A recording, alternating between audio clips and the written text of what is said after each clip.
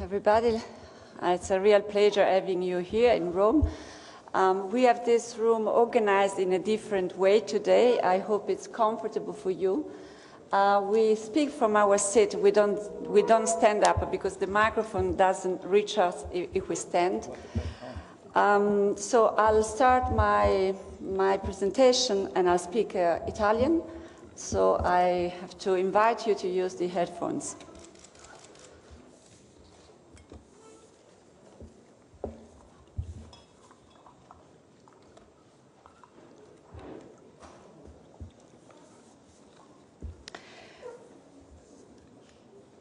Care colleghe e cari colleghi.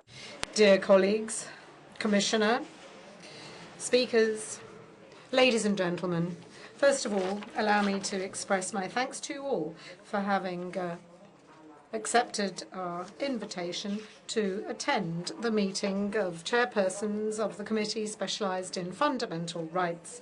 We have chosen to devote to this topic the second of the interparliamentary conferences held within the framework of the Italian presidency of the EU, because we feel that this is an issue with regard to which parliaments are called upon to play an active role to ensure that their respective governments and European institutions address this matter.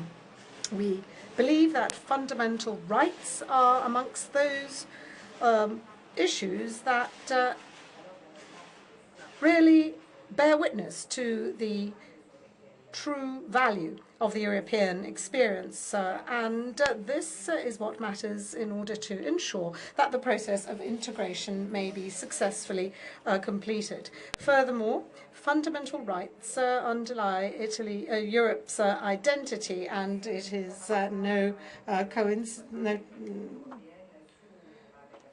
coincidence that the Article 2 of the Title 1 of the Treaty of the European Union states that the Union is founded on the values of respect for human dignity, freedom, democracy, equality, the rule of law, and respect for human rights, including the rights of persons belonging to minorities.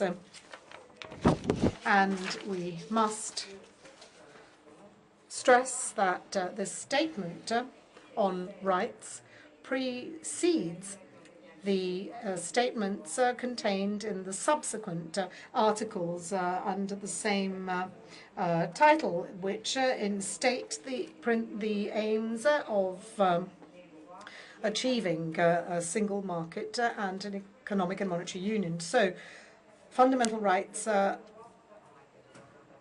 come before everything else. In terms of fundamental rights, the progress achieved in Europe certainly places us in a leadership position at a global level. Ensuring that fundamental rights are respected by candidate countries is one of the essential prerequisites for membership of the European Union, and it is representing one of the pillars of the European Union's international activities, with the growing frequency of agreements, including trade agreements with third countries. We see the increasing use of so-called conditionality clauses, which goes to say conditionality clauses aimed at ensuring that human rights are respected in these partner countries. However, we cannot ignore the criticalities that still characterize our Union and the new challenges that continue to emerge. And I'm referring in particular to the need for current legislation and case law to be truly and effectively implemented in our respective countries. It would be truly paradoxical were the European Union, which promotes fundamental rights at a global level, due to inertia, due to inertia, I repeat, to tolerate the violation of these rights in member countries. This would be truly paradoxical. And this is a widespread concern which has triggered a lively debate and has been characterized by a number of different initiatives. The European Commission has proposed continuous monitoring, but this demands availability of updated information which could be acquired through specialized organizations and bodies, starting with the Fundamental Rights Agency. Another criticality is due to the long-lasting economic crisis which began in 2008, which could jeopardize the enjoyment of fundamental rights in a number of member states. In the Charter of Fundamental Rights, social rights have become founding elements for guaranteeing the dignity and integrity of all people. And were we to fail to promote this, we would really be slipping back along a path which, with difficulties, has successfully brought us to safeguard fundamental rights, and this would be unacceptable. There are too many European citizens who find themselves in the terrible condition of not being able to enjoy fundamental rights, such as the right to health, on account of the draconian measures introduced to reduce the provisions given by the healthcare services due to the financial constraints stemming from membership of the monetary union. So safe and dignified working conditions are to be upheld as indicated in the Charter of Fundamental Rights. But how many European citizens have been deprived of this without being able to even hope to find a new job? And how about the many young people who have to postpone their life plans given the impossibility of finding a stable occupation?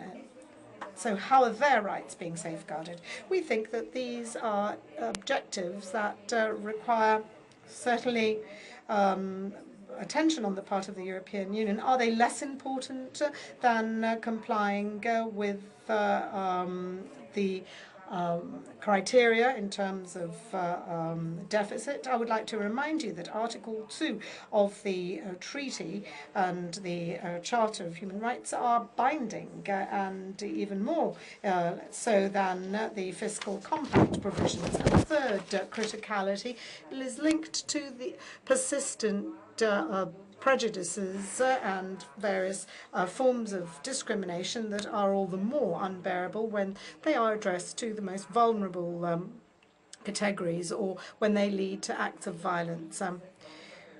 We know that there are more and more horrifying cases of violence against women, against children, against minorities, against people with disabilities, against migrants.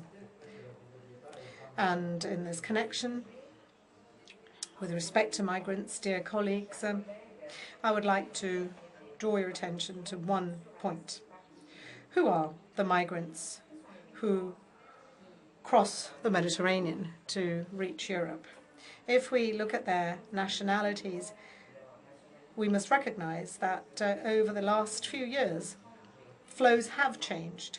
Currently, most of these migrants are asylum seekers, i.e. potential refugees, people who leave their homes because they have no choice. And most of those who reach Europe by sea are fleeing from Syria, Eritrea, Sudan, or Somalia. They're fleeing wars and persecutions.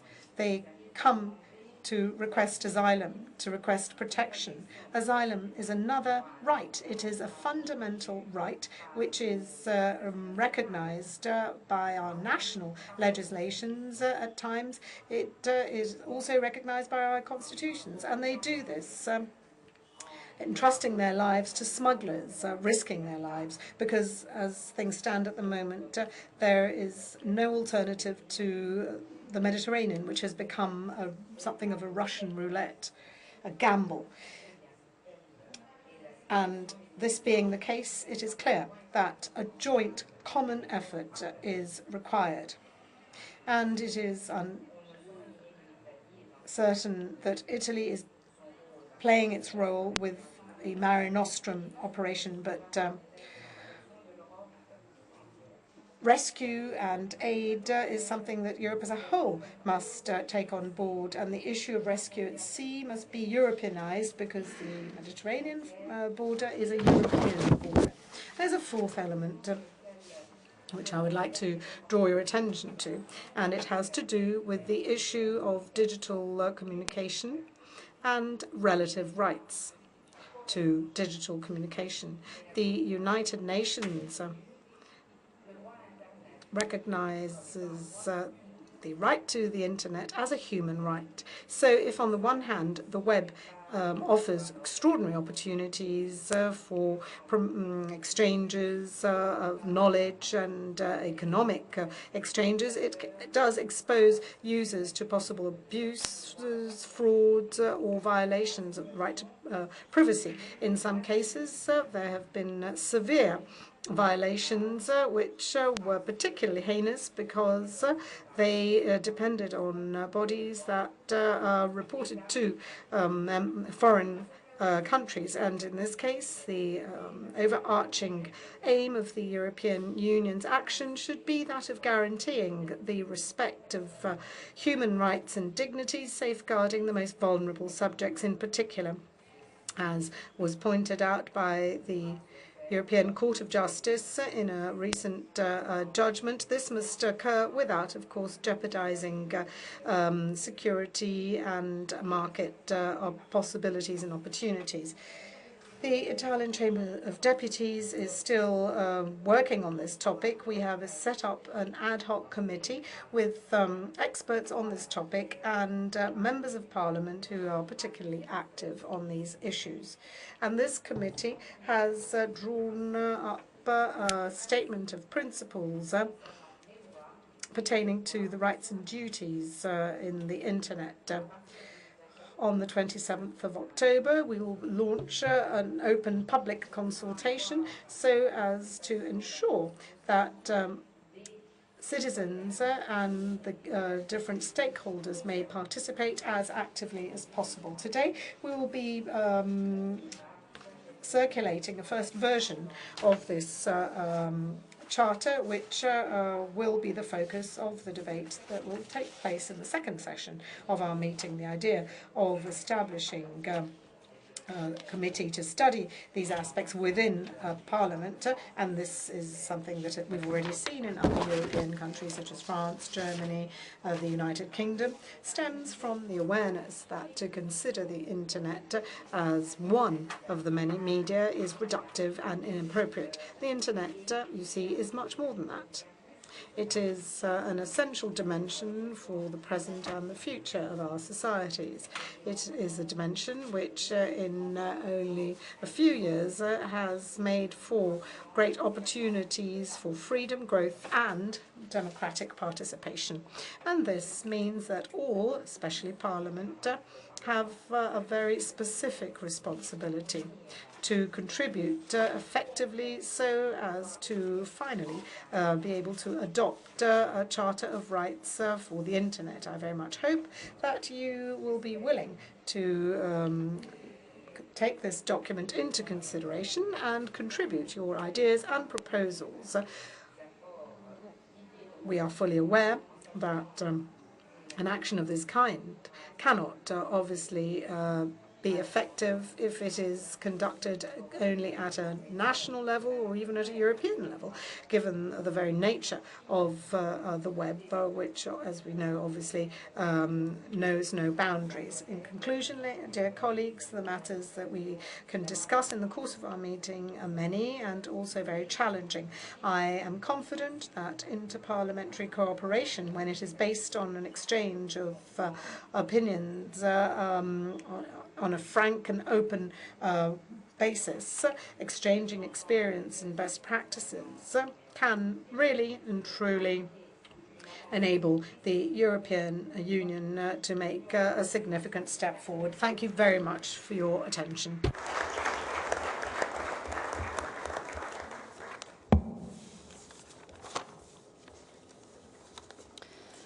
Do adesso la parola al Presidente del I'd like now to give the floor to the presiding officer of the Senate,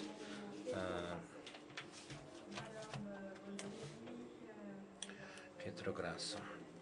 President Boldrini, authorities, distinguished guests, dear colleagues, it's a great pleasure to extend a greeting to you on my behalf and the Italian Senate. And together I hope that these 2 days of discussion on such deep issues can contribute to the new European Parliament and to our common future. The choice of content in the sessions which open and close the meeting, I believe, offer a very clear angle in which to understand the issue of fundamental rights, combating exclusion and fighting against discrimination. Individual rights are the alpha and omega, the beginning and end of the long trajectory of European integration. I think currently, in this moment of dramatic disorientation and deep-reaching social suffering for millions of citizens, we need, first of all, to think about the worrying growth of inequalities, even in European countries which have least suffered the economic crisis, a gap between citizens which distorts social cohesion, which empties democracy from the inside, and which makes the effectiveness of rights vain, delivering too many people to a situation of marginalization and exclusion from active citizenship. This must be our most urgent priority. We must remove these obstacles of an economic and social nature which de facto limit the freedom and equality and are an obstacle to the full development of people and full participation of citizens in political life. This means that all citizens, but particularly young people, have to be placed in the same starting conditions and each have to enjoy the same opportunities in order to be able to develop their own capabilities. But without legal protection and the oversight of legitimacy, one can never ensure the effectiveness of rights in establishing the rule of law. Therefore, I believe that it's necessary to strengthen the efficiency, the correctness and the homogeneity of the judicial function in Europe by means of policies which fully establish the area of freedom, security and justice, recognizing the rights and new protections to European citizens without falling back onto anachronistic defenses of national sovereignty.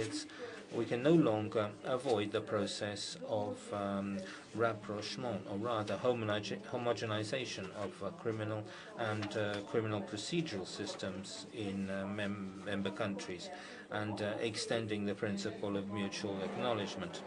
We furthermore have to strengthen institutional instruments which already exist, such as Eurojust and Europol, and to establish new ones, such as the European Prosecuting Office, as a structure of coordination which allows us to improve the level of action, to combat crimes against the financial interests in the European Union, but always in the respect of the principles of the Charter of Fundamental Rights, Convention of Strasbourg, and the constitutional tradition of member states. Finally, I think it's fundamental to deal with greater determination and coordination, both in regulatory and operational terms, against events and activities which weaken democracy and influence politics and pollute the economic and financial system in Europe, such as organized crime, corruption, and the abuse of public positions. And this also by strengthening investigations into assets of illegal origin, and also foreseeing a more extensive use of confiscation, seizures, and other measures which can become brought to bear against illegal and submerged economy, which obstacles the growth and causes an ethical drift of institutions and democracy. Public power, by means of an efficient judicial system, must ensure that rights are respected and protected. If you think of it, justice is the strength of the weak, of victims of the last. It is the protection which we can oppose to abuse of law, to oppression, to the naked use of power, to corruption, to violence and terrorism. Fundamental rights do not fall from heaven. They must be gained and conquered, and they're not given once and for all, but they require, on the part of citizens and institutions, both individual and associated and everyday commitment with which to consolidate them. When we speak of fundamental rights, I think of a system of principles, ideas, forms of conduct which must converge towards the realization of the values of the individual, the dignity of man, human rights, principles of liberty, equality, democracy, which must find a concrete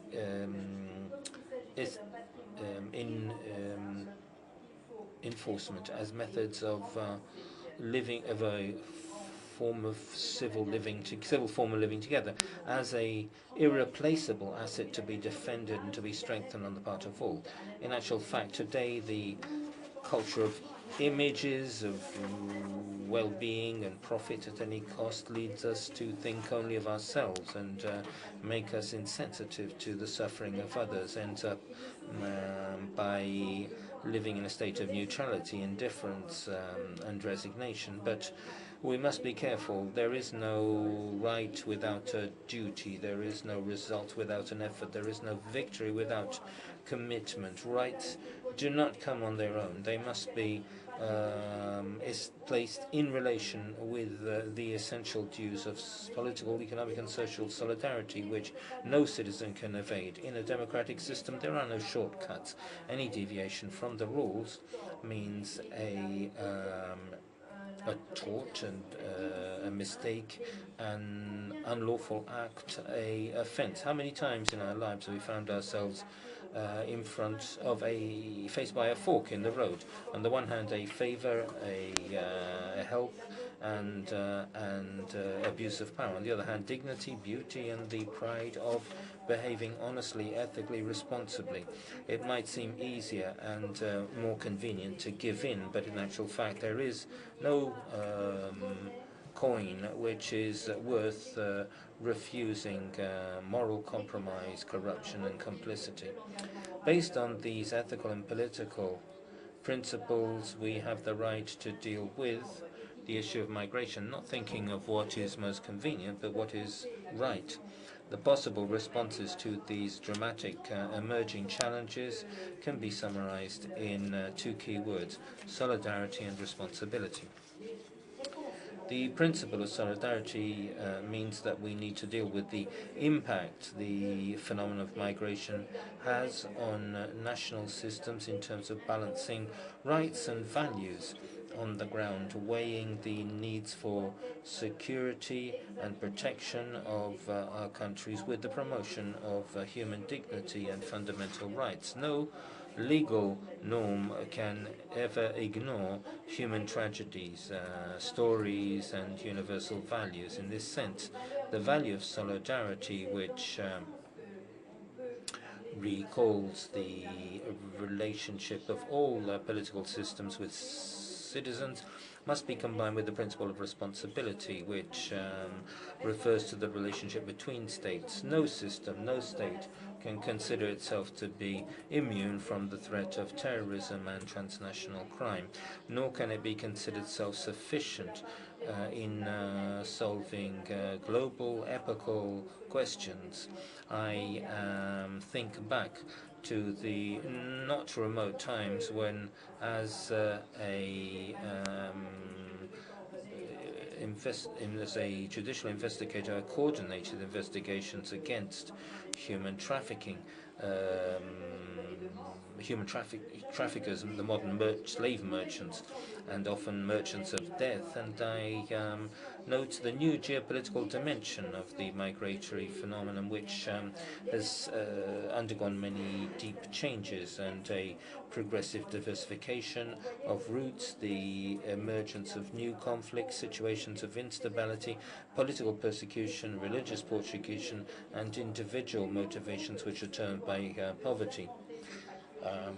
The Union has to deal with this geopolitical fracture, which is at the origin of these epochal movements of person with a strategic vision, and one which is characterized by solidarity towards the countries which are most exposed. On the legal level, the Union, by means of the legislation and the rulings of the Court of Justice, has already established important points of convergence thanks to directives on the condition of refugees and the granting of political assignment, on residence permits and on family reunion. The conditions of entry and residence in the European territory have been harmonized, but this is not enough. Today it's necessary to relaunch the European foreign policy, particularly on our eastern and southern borders, in order to contribute to govern, not just be the passive objects of the transformations of the world geopolitical equilibrium. In the world of rights, a number of issues have to be dealt with, some which have been dealt with eloquently by President Boldrini, but only some of these can be discussed in these 2 days. Among the most we have dealt with most recently, apart from migration, rights connected to the information society, which re-proposed the eternal aspiration towards a balance between the freedom of the individual and the security of the community. And we're speaking so much about the Charter of Information Rights, which the Chamber of Deputies is discussing. Today so much is said about European institutions, macroeconomic data, policies, failures and proposals. But the institutions, the economy and politics are not inert material. They're made up by people and for people, and we will be able to deal with the serious issues we have before us only starting from our capability for solidarity and responsibility, from our determination to translate into actions, ideas and hopes, but above all protecting human dignity, without ever forgetting that we members of Parliament do not only deal with laws and policies and data, but also with real reality and humanity with a beating heart. Grazie, Presidente. Thank you very much, Mr. Grasso. And now we will open the first session, Enforcing Fundamental Rights to Combat Exclusion. And the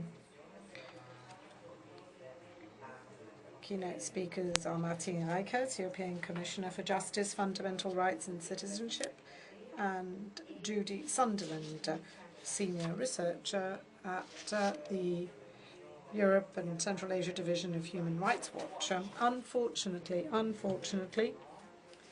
due to unexpected circumstances, our colleague Claude Moraes, chairperson of the Civil Liberties, Justice and Home Affairs Committee of the European Parliament, is not with us. He was going to deliver an opening address, nor is Professor Saskia Saskissen with us, professor at Columbia University and the London School of Economics. After the two keynote addresses, Morten Kjaerum, Director of the EU Agencies for Fundamental Rights, will illustrate the annual report of the Fundamental Rights Agency. This will be followed by a debate, and each delegate will, as customary, depend on the number of requests that the chair will receive, and of course we must ensure that there is sufficient time for the speakers to respond. So all colleagues wishing to speak during the debate are invited to hand in to the Secretariat the forms that you will find in your folders. Over to Commissioner Reichertz. I'm terribly sorry, I have to leave you at this point. Thank you very much, Mr. Grasso. Allora, signora So, Commissioner Reichertz has the floor. Presidente del Parlamento. Thank you very much. I will speak French, if I may. I believe I have that possibility. Please, of course. Madam President, chairpersons, ladies and gentlemen, dear colleagues, I'm particularly honored to be with you today to talk about the values of the European Union, and I would like to thank Madam President for having pointed out that fundamental rights are at the core of the agenda of the Italian presidency of the EU. We know that this is going to probably be high up on the agenda of the General Affairs Council, which we'll be taking in November. So this is certainly an extremely important issue. National and supranational institutions must work together. This is a point that was made in her opening remarks by Madam President, and this is all the more so in this particular area. We have to guarantee that we fight against all forms of discrimination, social exclusion, and poverty. We have to promote a culture of equality, working together with continuity and determination in Europe. There are various important instruments and tools to ensure the respect of human rights, democracy, and state rule of law. We have the Council of Europe, the Convention, and the European Court of Human Rights. We can also count on the initiatives of the European Union and its institutions and the Charter of Fundamental Rights, which enshrines the constitutional values that are common to all members of the Union. The Charter is a binding legal instrument, but it is also an engagement for us to pursue together an objective for the development of our societies based on respect of freedom and human rights. I would like to point out that Article 2 of the Union reminds us that our Union is based on the respect of democracy, human rights, and rule of law, and Article 6 envisages the accession of the European Union to the European Convention on Human Rights. And I would like to remind you that we're awaiting an important decision on the part of the European Court of Justice that is expected by the end of the year. We are engaged in working together to ensure that accession may occur as soon as possible. We obviously make reference to national legal frameworks and national institutions, and I'm delighted to see that national parliaments are participating actively. We therefore have many stakeholders, many instruments, and many means in Europe, and it's not always easy to understand who does what. Safeguarding fundamental rights is a common objective, and it is a common goal, and this is why synergies must be coordinated to ensure that there is complementarity amongst the different means and key players, and complementarity is fundamental. This is the most important message that I would like to share with you today, because in protecting our common values in Europe, our institutions at a supranational national level must speak with one voice, and God knows that this doesn't happen often enough. But for this to occur, we need to ensure constant dialogue at all levels, and this is why, once again, I warmly welcome this initiative that makes for the opportunity to have a fruitful exchange.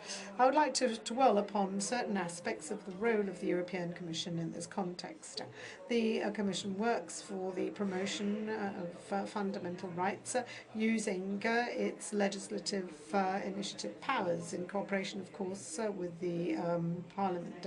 And there are a number of legislative initiatives that we've seen recently that strengthen the rights and principles of the Charter, such as proposed directives on procedural law in criminal context, or the important reform on data protection. And data protection was the focus of the remarks by host, and I will therefore not dwell upon this. Secondly, as guardian of the treaties, the Commission must ensure that the key documents of the Union, including the Charter, are complied with, and this brings into play infringement procedures on the court under the oversight of the Court of Justice. The Commission completes this role, cooperating with the Court of Justice in enforcing the rights enshrined in the Charter. Thirdly, the Commission encourages the adoption of positive action to promote rights and progress in their fulfilment, and the approach at a European level to fight against the exclusion of Roma is an excellent example of this. But it is important to continue to stimulate this political debate in order to attain the objectives of the Charter. And I would like to welcome the role played by the Fundamental Rights Agency. Finally, the role of the Commission is not simply that of ensuring the protection of fundamental rights in applying the basic law of the Union, stricto sensu. The Commission has also undertaken to pursue its role as guardian of the values of the Union in adopting in its 2014 communication a new EU framework to strengthen the rule of law. This is a concept which I know is going to have significant repercussions in the coming months and years.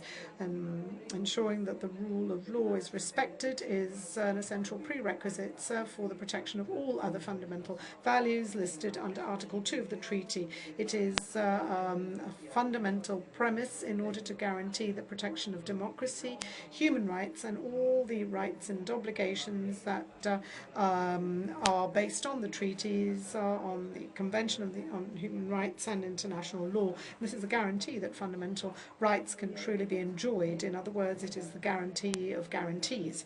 We cannot live in the respect and promotion of fundamental rights, banning all forms of discrimination and fighting against all forms of exclusion, if we do not ensure that our Union and its member states are based on the principle of a Union rooted in the rule of law.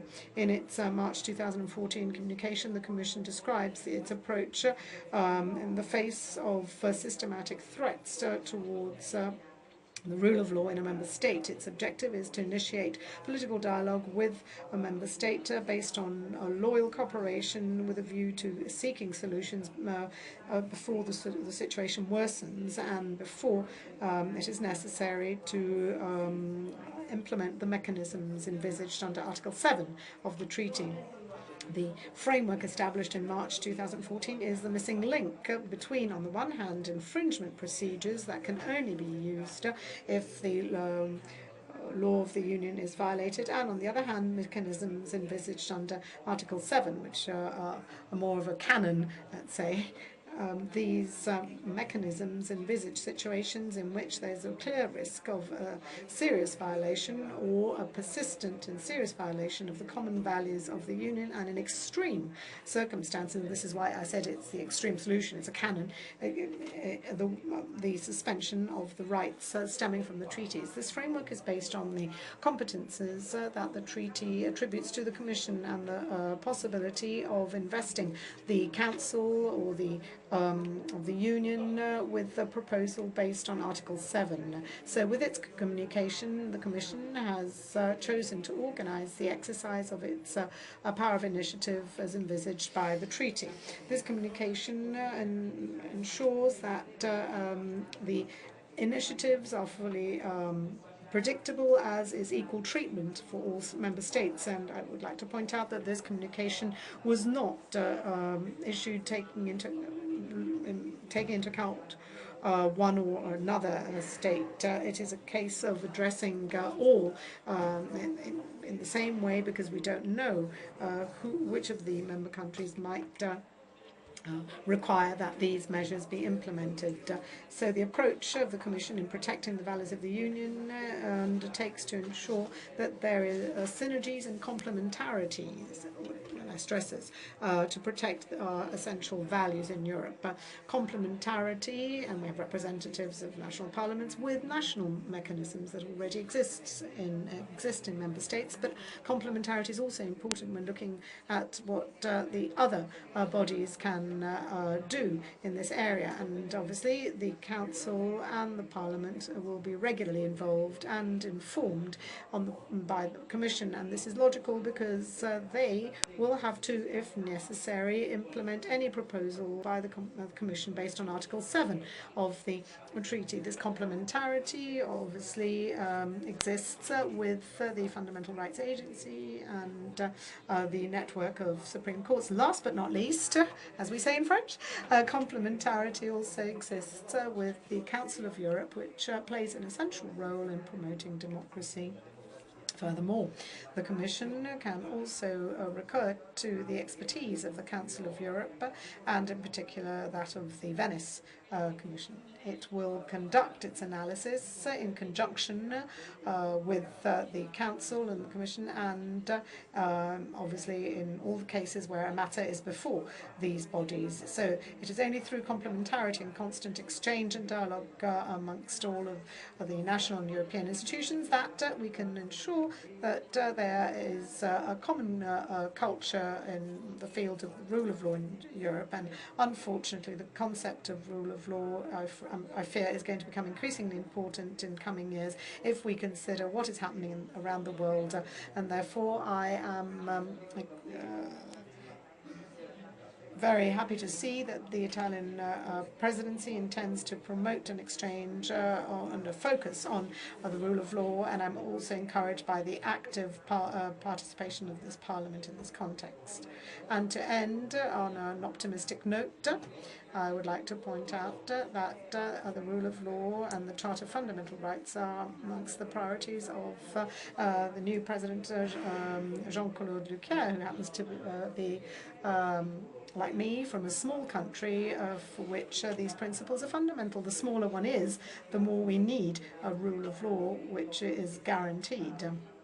And I would also like to remind you in this context that the designated Vice President Frans Timmermans will for the first time have a mandate for this particular topic, and this testifies to the importance that will be given to this topic by the new Commission.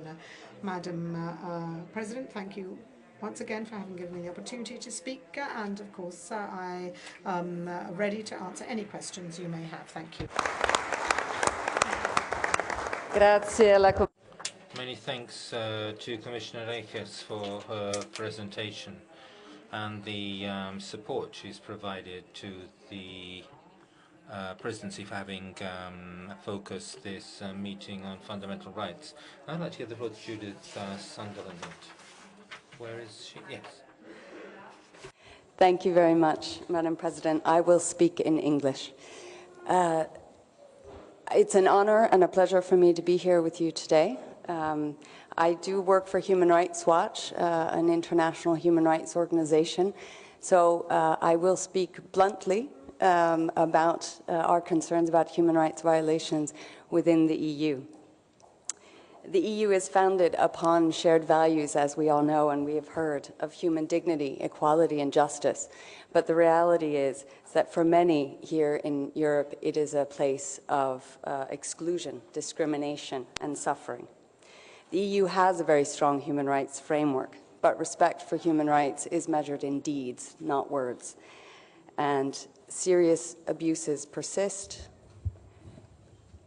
Thank you. And enforcement is lacking. Today, I will give you Human Rights Watch's assessment of the shortcomings in the EU's approach to human rights violations within its own borders, and some commentary on recent developments that we've also just heard about, as well as offer some ideas for the way forward. But first, I want to focus your minds on what is at stake. We're really talking about real people suffering real abuses and very real anguish.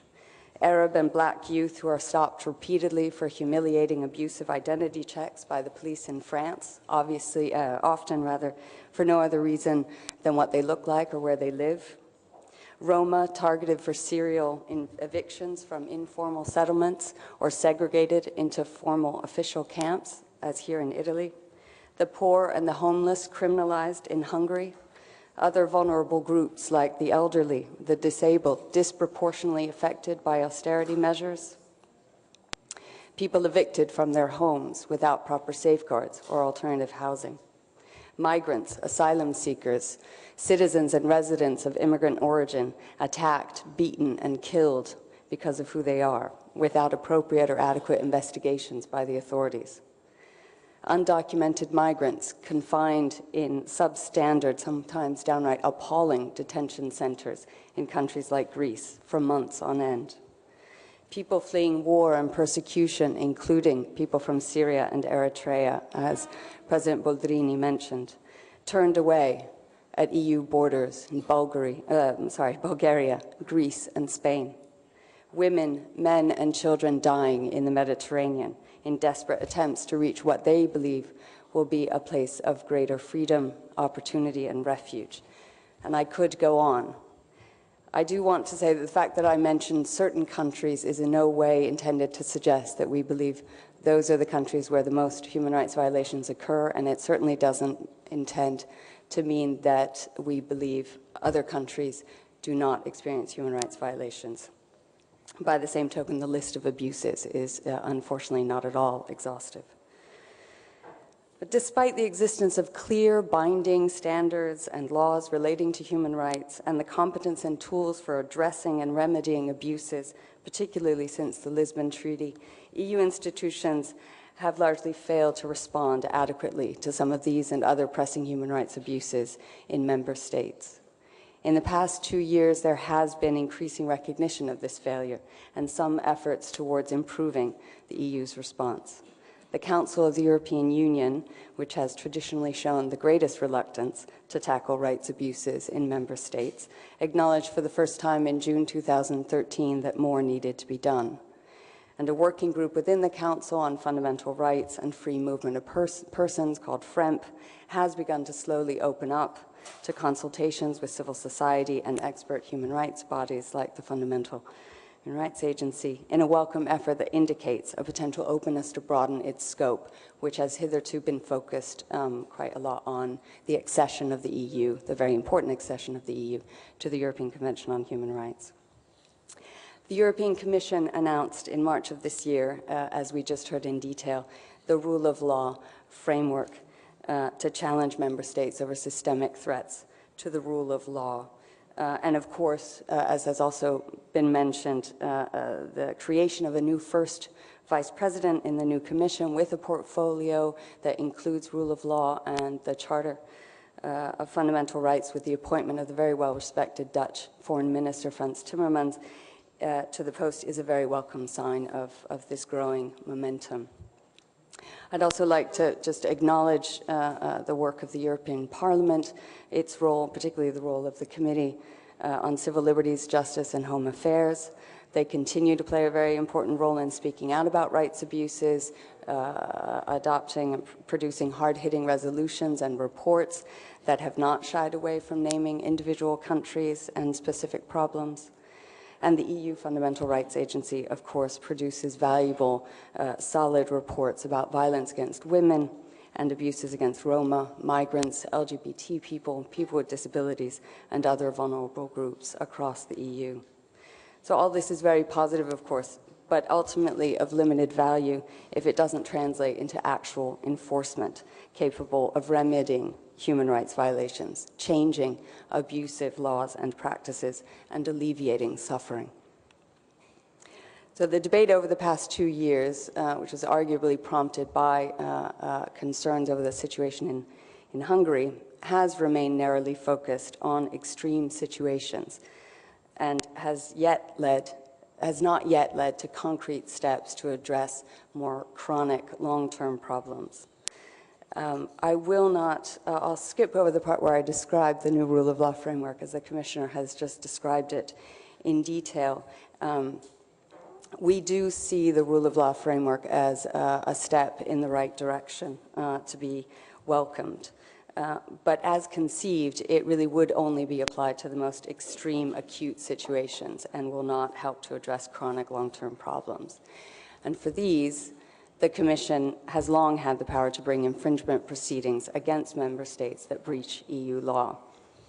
It is our view, and the view of many other human rights organizations and civil society organizations, that the Commission has been reluctant to use human rights as the basis for infringement.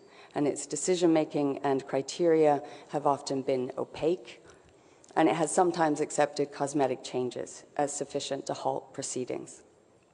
As far as we know, it has never brought infringement proceedings, for example, against any country over collective expulsions, evictions, segregation in camps of Roma, despite ample evidence of systematic problems in several Western European countries.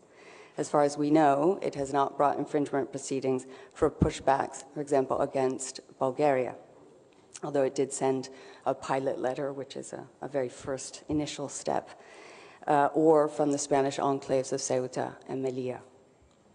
We therefore welcome the Commission's recent public announcement of infringement proceedings against the Czech Republic for discrimination against Roma in the state school system.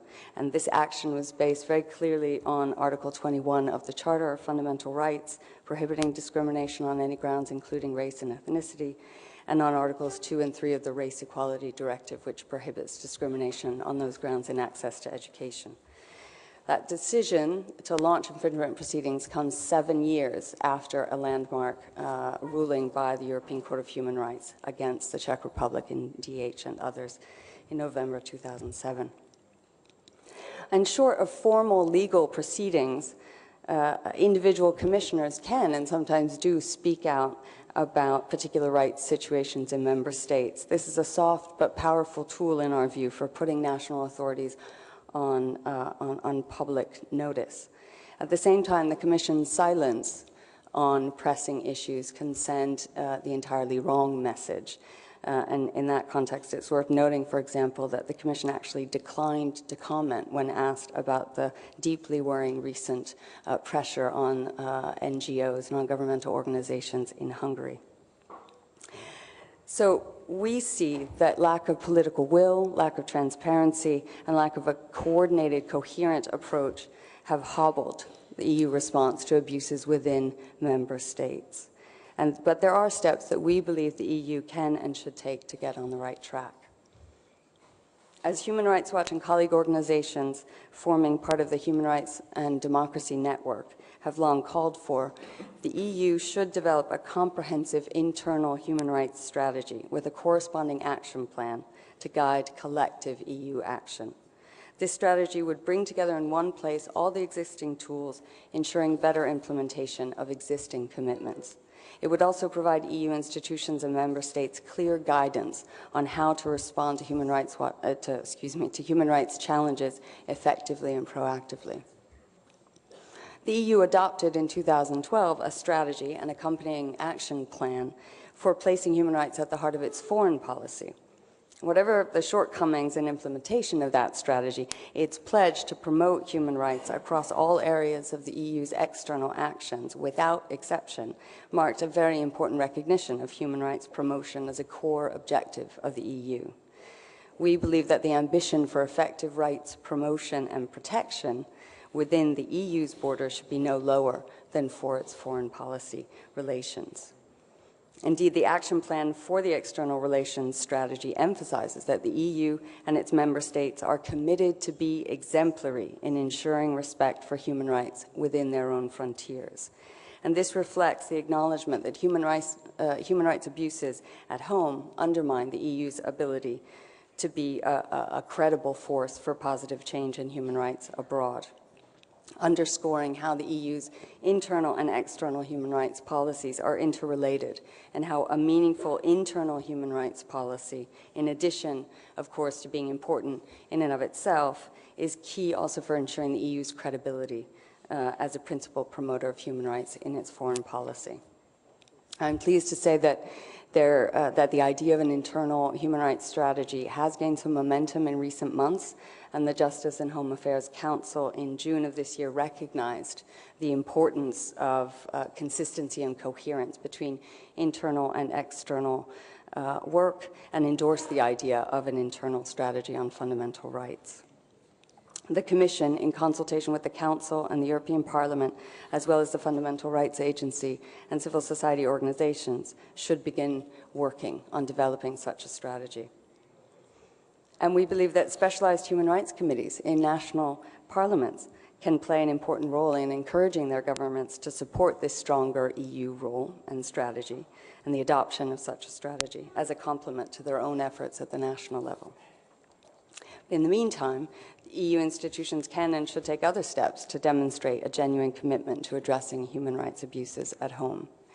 In the Council, the FREMP working group should embrace an ambitious mandate to examine human rights abuses in member states and hold member states to account. It should intensify the initial steps it has taken to engage with expert human rights bodies and civil society organizations, as well as relevant parts of other EU institutions, such as the LIBE Committee in Parliament, in the European Parliament. And finally, it should intensify cooperation with COHOM, which is the Council's Human Rights Working Group focused on external relations, which is actually required under the EU Human Rights Action Plan for external relations. The new Commission should systematically open infringement proceedings against member states that violate EU human rights legislation, such as non-discrimination and directives relating to asylum. Sustain them until verifiable measures have been taken, and be transparent and accountable for decisions throughout the process. The Commission should also use its soft power more consistently to put members on notice where serious concerns arise. The European Parliament should produce more courageous annual reports on fundamental rights in the EU with detailed information about rights concerns in specific member states and recommendations.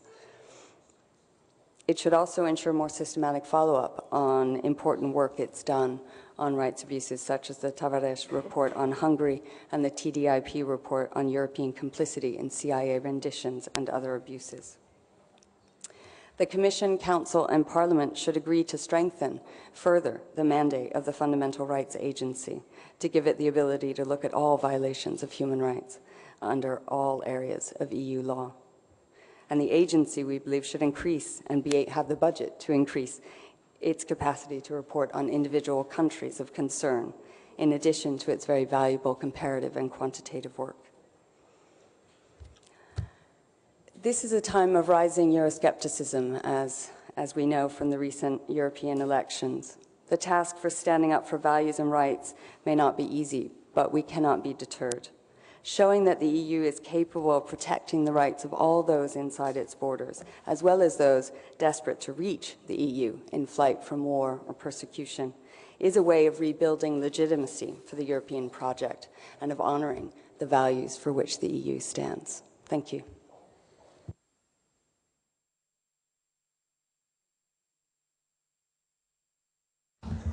Ringrazio. Many thanks to Judith Sunderland for having presented this very detailed talk and for having highlighted critical issues, and also for the practical suggestions she gave, from identifying a strategy for human rights and also measures which, in her opinion, would be useful to contain this tendency from infringement procedures to soft powers to recommendations, all instruments which are available, but which, from her presentation, would appear not to have been used sufficiently. Now I'd like to give the floor to the Director of the European Agency for Fundamental Rights, Morten Kjaerum. I would like to ask him to keep his presentation to around 10 minutes. I know you have a lot to say to us, but we'd like to ask you to keep to around 10 minutes. You have the floor.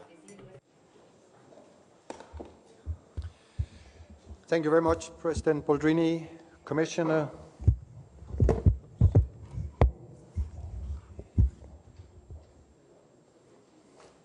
Thank you very much, President Boldrini, Commissioner, ladies and gentlemen, members of Parliament. We really would like to thank the Italian Presidency of the European Union for this invitation and the very important initiative to bring this all this group together. It is a very important and opportune moment to meet and discuss a common path to promote and protect fundamental rights in Europe, in the EU. Soon, as we have heard, a new European Commission with a very ambitious set of priorities around growth, jobs, trust, as well as an underlying imperative to reconnect with citizens and member states. They will begin their work. And as has been said, let's not forget that actually the first vice president of this new commission will have in his job title the word fundamental rights. So fundamental rights has been lifted high, hope, on the new Commission's agenda. So this is an opportunity to reaffirm and strengthen our commitment to fundamental rights. And I would say, if there's one message that you would like to take out of my 10-minute presentation, I promise to keep it to 10 minutes, or at least I will try, then it is, as one message, is that the EU institutions need the support and cooperation of national parliaments in protecting these fundamental rights. There is a need. These values, as we've heard, lie at the very heart of the European project. And fundamental rights matters to our citizens.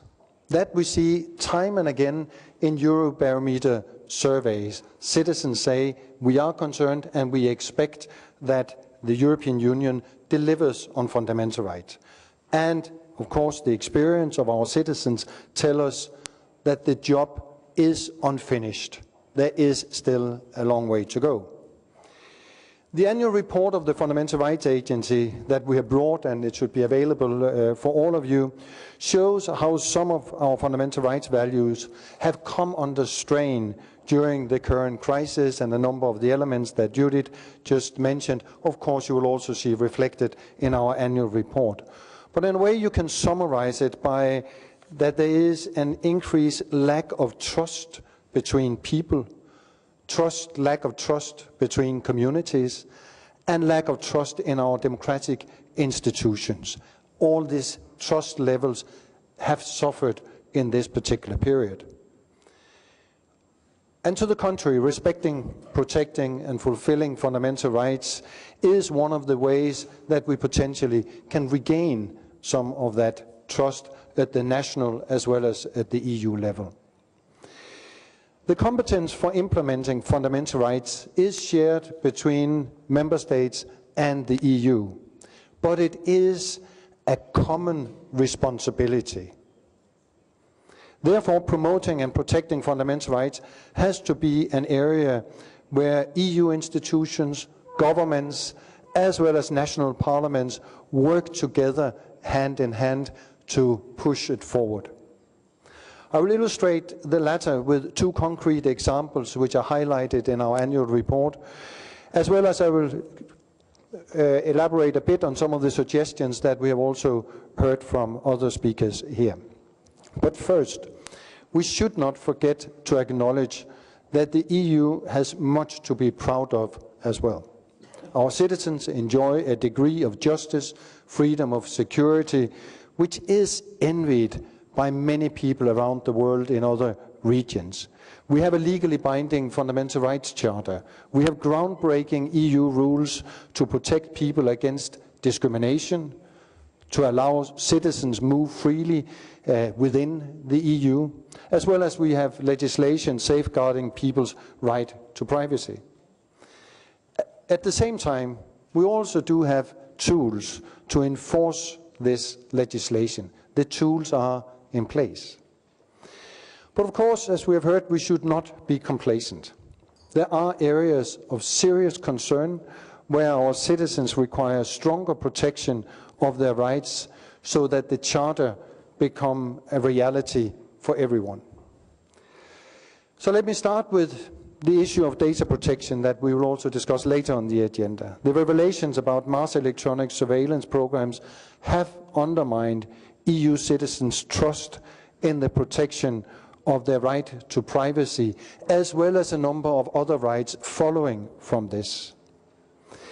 They revealed weaknesses in democratic accountability and oversight, which is why the European Parliament is looking into this area as a matter of priority. And that this issue crosses borders, we need the European Parliament to work with you to regain the citizens' trust. One way to do this is to establish transparent, independent, and therefore credible mechanisms that protect citizens' rights and grant them access to remedies.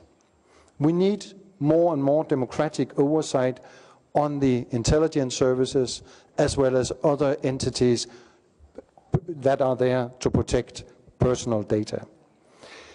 This requires work among national parliaments and between national parliaments and EU institutions and agencies.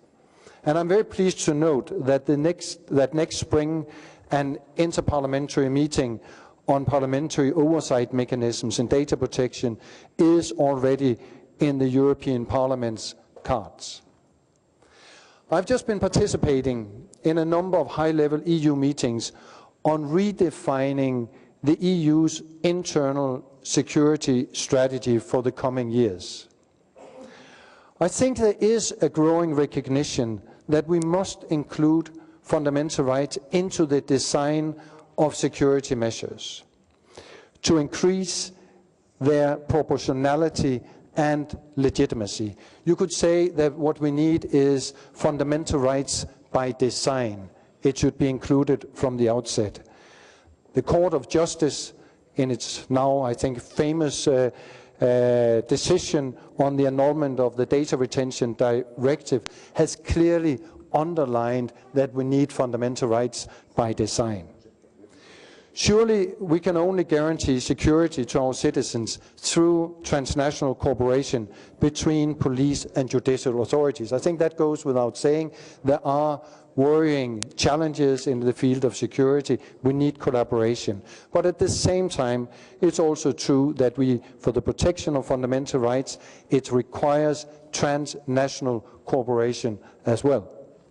This is where citizens can benefit from the cooperation between EU institutions and the national parliaments in scrutinizing policies for fundamental rights compliance. So let me turn to the second issue that again others have also touched upon. It's on the rule of law. This is also an area in which we must work together to deliver on our shared responsibility for fundamental rights.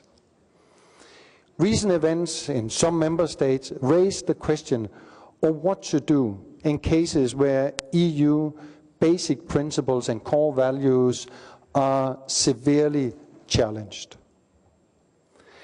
The communication from the Commission from March this year on the rule of law has established a new framework to strengthen the EU's response to potential breaches of the rule of law,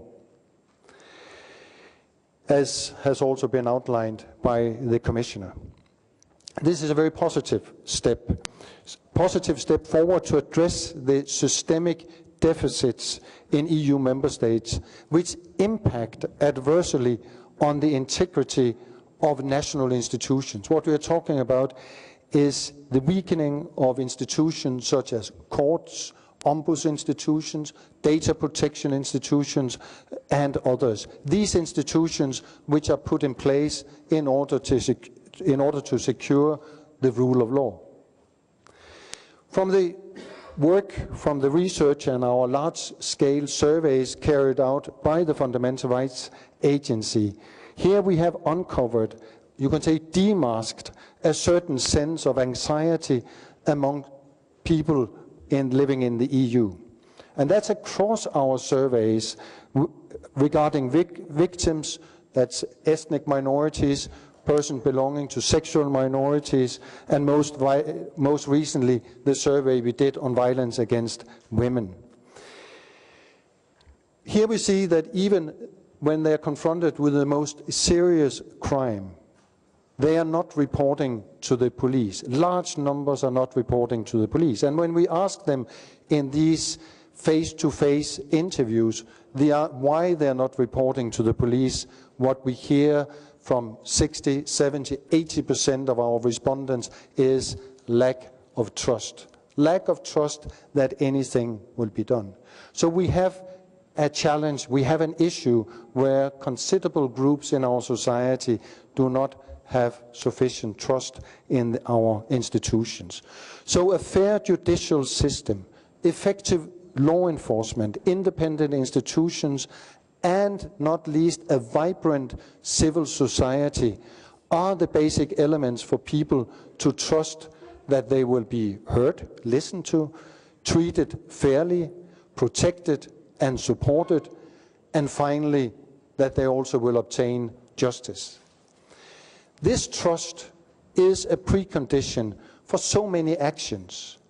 Citizens should be able to take this for granted across the EU member states. Just to take the European arrest warrant. If you cannot trust the judiciary in one member state, then the actual basis for the arrest warrant is largely undermined. Here again, your parliamentary committees play a vital role. You can review national laws and policies while looking at how the EU's core values are upheld in your country. And you are the filter which guarantees the EU directives are transposed in a fundamental rights compliant way. In this way, you crucially complement the work of the European Commission as guardians of the treaties. So, in winding up, what steps could be taken?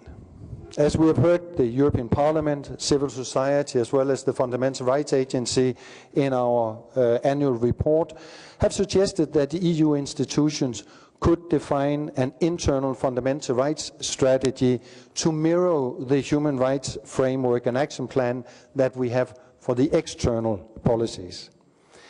This could also, such a strategy could also include a fundamental rights policy cycle where rights are assessed annually by the EU and member states to evaluate, to assess the progress, to share promising practices on some of these areas which are deeply complicated, and of course also to identify jointly future priorities. The national parliaments should be centrally involved in such a policy cycle. This would make sure that the experiences made by the national legislators feed into the policy making at the EU level. You could also consider creating a network of parliamentary committees competent for fundamental rights, meeting annually to compare experiences and learn from each other, just like we are doing these days here in beautiful Rome. Along these lines, next year, the Fundamental Rights Agency will invite our newly appointed focal points in all the national parliaments. We certainly realize that we as well in the Fundamental Rights Agency missed a more structured dialogue with the national parliaments, and now each parliament have appointed a focal point and we will invite them next year, early in February, I think, to come to Vienna, and let's discuss how we can increase the interaction between what we do in Vienna at the EU level and what you do at the national level at the parliament, in the parliaments. After all, and here I will conclude, after all, I think we all should, of course, remember that the whole is always greater than the sum of the individual parts. And this applies equally to fundamental rights, where we definitely have much more to gain from working together than working alone. And I think that is the whole essence of what Europe and the European Union is all about. So let's extend that more forcefully also to the fundamental rights area. Thank you very much for your attention.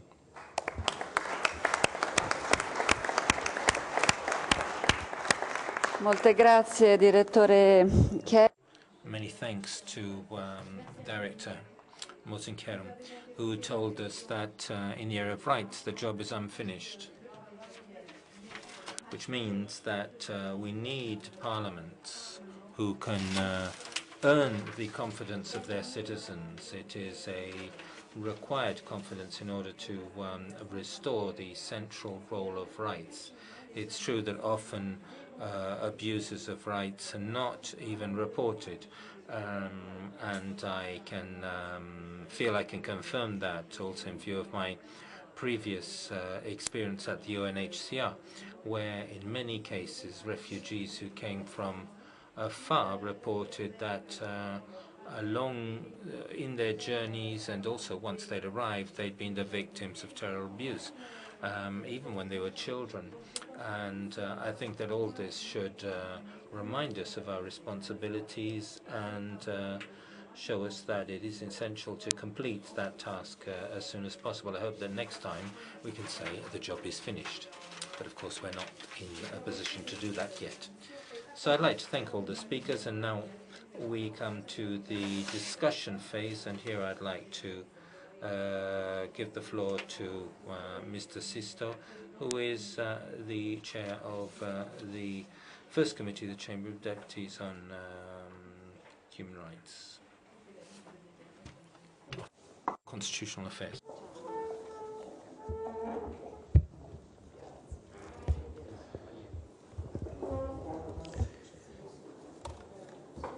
Buonasera a tutti. Good afternoon, everybody. I'd like to thank President Boldrini for having entrusted me with the chair of this very important meeting with such authority. I would like to thank the keynote speakers and all the speakers and Director Kjaerum for his extensive considerations. Before opening discussion, there are some brief comments. Et de mio aliquid vindico, as Cicero said, and Latin culture at times claims an autonomy of thought. In order to take up an issue which in 2012 Viviane Reding addressed at Tallinn at the FIDE conference, I think that the premise to deal with fundamental rights is to make citizens the center of our policies. They are the engines of our democracies. We need to be credible. We need to regain confidence. This is what Mr. Kjaerum said too, of all the citizens living in the European Union. And in order to do this, it is essential to take up the role of the Charter of Fundamental Rights, and to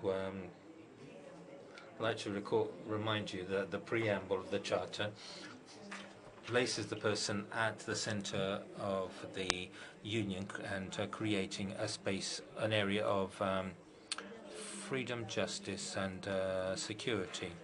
And I'd like to stress the need for freedom in the working of fundamental rights within the European Union.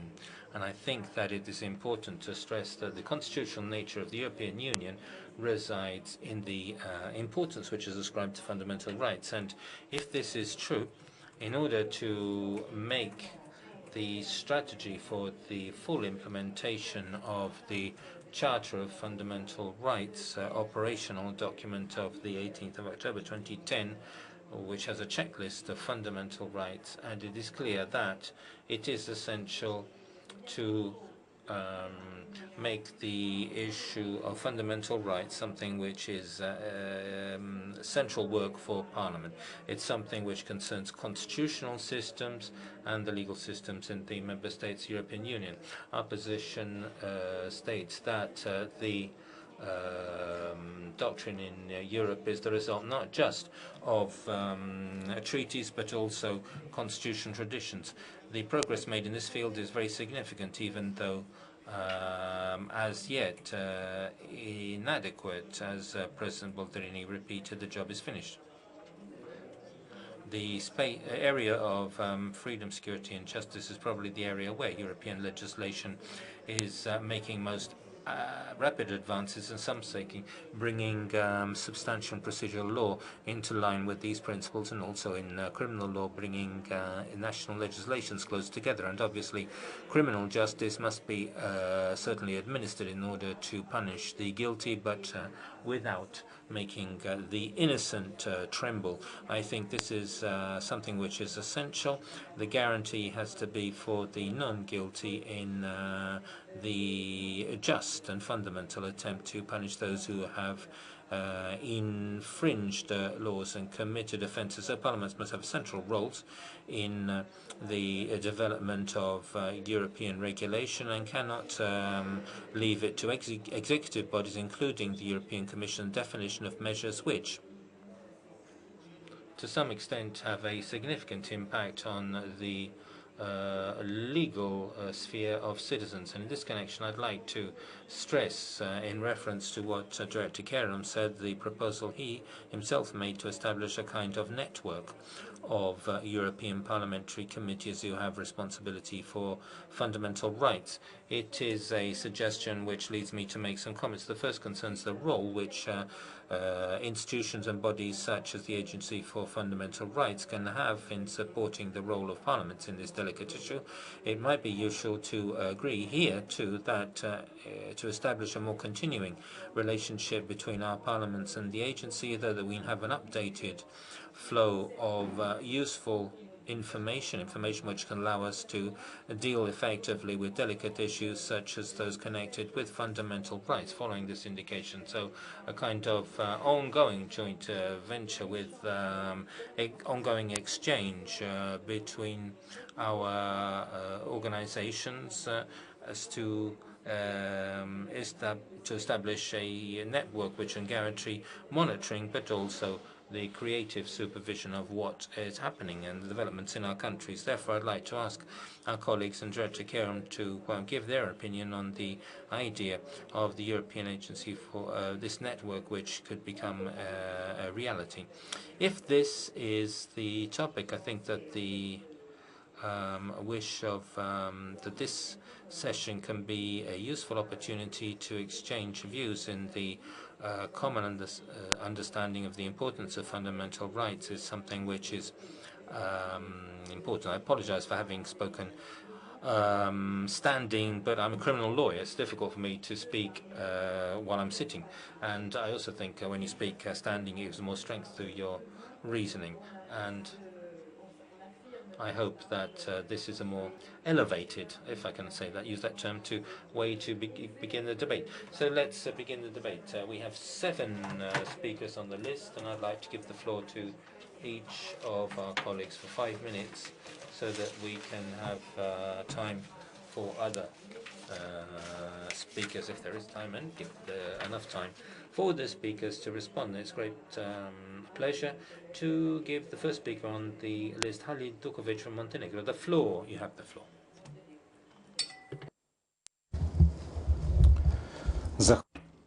Thank you. Ladies and gentlemen, distinguished chair, within this session I will speak on topic refugees and displaced people, inclusion of Roma and Egyptians in Montenegrin society. During the war in former Yugoslavia, a great number of refugees stayed in Montenegro. In 2000 and in 1998, that number was 140,000 of refugees, primarily from Kosovo, which represented the quarter of the total population in that moment of Montenegro. Although military operations ceased for the last 14 years, a large number of refugees remained in Montenegro. Durable solution of problems and issues related to these persons who are Egyptians and Romas and in line with international standards was a subject of a number of strategies who changed and complemented as Montenegro in 2006 became an independent country, and it has to change its legislation. The complexity of this problem exceeds capacities of existing institutions in Montenegro in their independent actions. That's why international organizations had to include and especially countries of origin of these refugees. The strategy was adopted in 2011 and it gave options to solve this problem. The strategy has defined two only possible solutions. The first was voluntary return to the country of origin, which meant that refugees could voluntarily return to their country of origin, and it has to be based on the proper awareness about the situation in that country, in their country of origin. This process shall take place with the help of the state of Montenegro, the international community, and the country of origin, and no person may be deported. Another solution was integration of all displaced persons who wish to remain in Montenegro and who choose not to return in their country of origin, and this will include acquiring a legal status of foreigner with permanent residence or obtaining citizenship for those who are eligible, or harmonizing national legislation in the way that refugees may have the same rights as Montenegrin citizens, except the right to vote. Then education, of which are we especially proud, because in some towns we succeeded to enroll in kindergartens and schools up to 90% of Roma children. Then the right to employment, healthcare, and social assistance. And I would like to emphasize the right to resolving the housing issue of refugees, that is construction of housing units. We are building 907 housing units and 60 prefabricated houses, and the government of Montenegro signed an agreement with Council of Europe Development Bank on constructing another 120 housing units. The great role in all this process had the Parliament of Montenegro, that is its Committee on Human Rights and Freedoms. Primarily, we had a meeting with ACRI delegations when we reinforced their recommendations, which have become binding for the government. Then, as the Committee on Human Rights, we visited the refugee camp Konik 1 and 2, and we meet with the living conditions of the refugees on the spot, as well as their needs and their desires for resolution of their status. A number of times we invited a Minister of Work and Social Welfare on control hearing, in order to see how he fulfills his tasks and many other activities, especially bearing in mind vulnerability of Roma population and fight with their traditional beliefs, which essentially harms them more. Those are child begging, early marriages, leaving of educational institutions and the need for registration, which was a really difficult job to do because a number of Roma women gave birth outside of the hospitals. I would like to emphasize that the problem of Roma is a problem of many countries, but in order to solve this problem, we have to, there must be political will, good cooperation between all institutions, active participation of the international factors, as well as desire of the Roma population to be fully integrated. I believe that we in Montenegro are on good path to address this issue to everyone's satisfaction.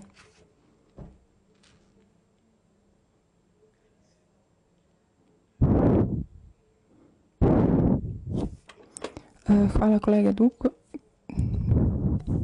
Del Parlamento turco. Floor to the Turkish Parliament. You have the floor. Thank you, Mr. Chairman.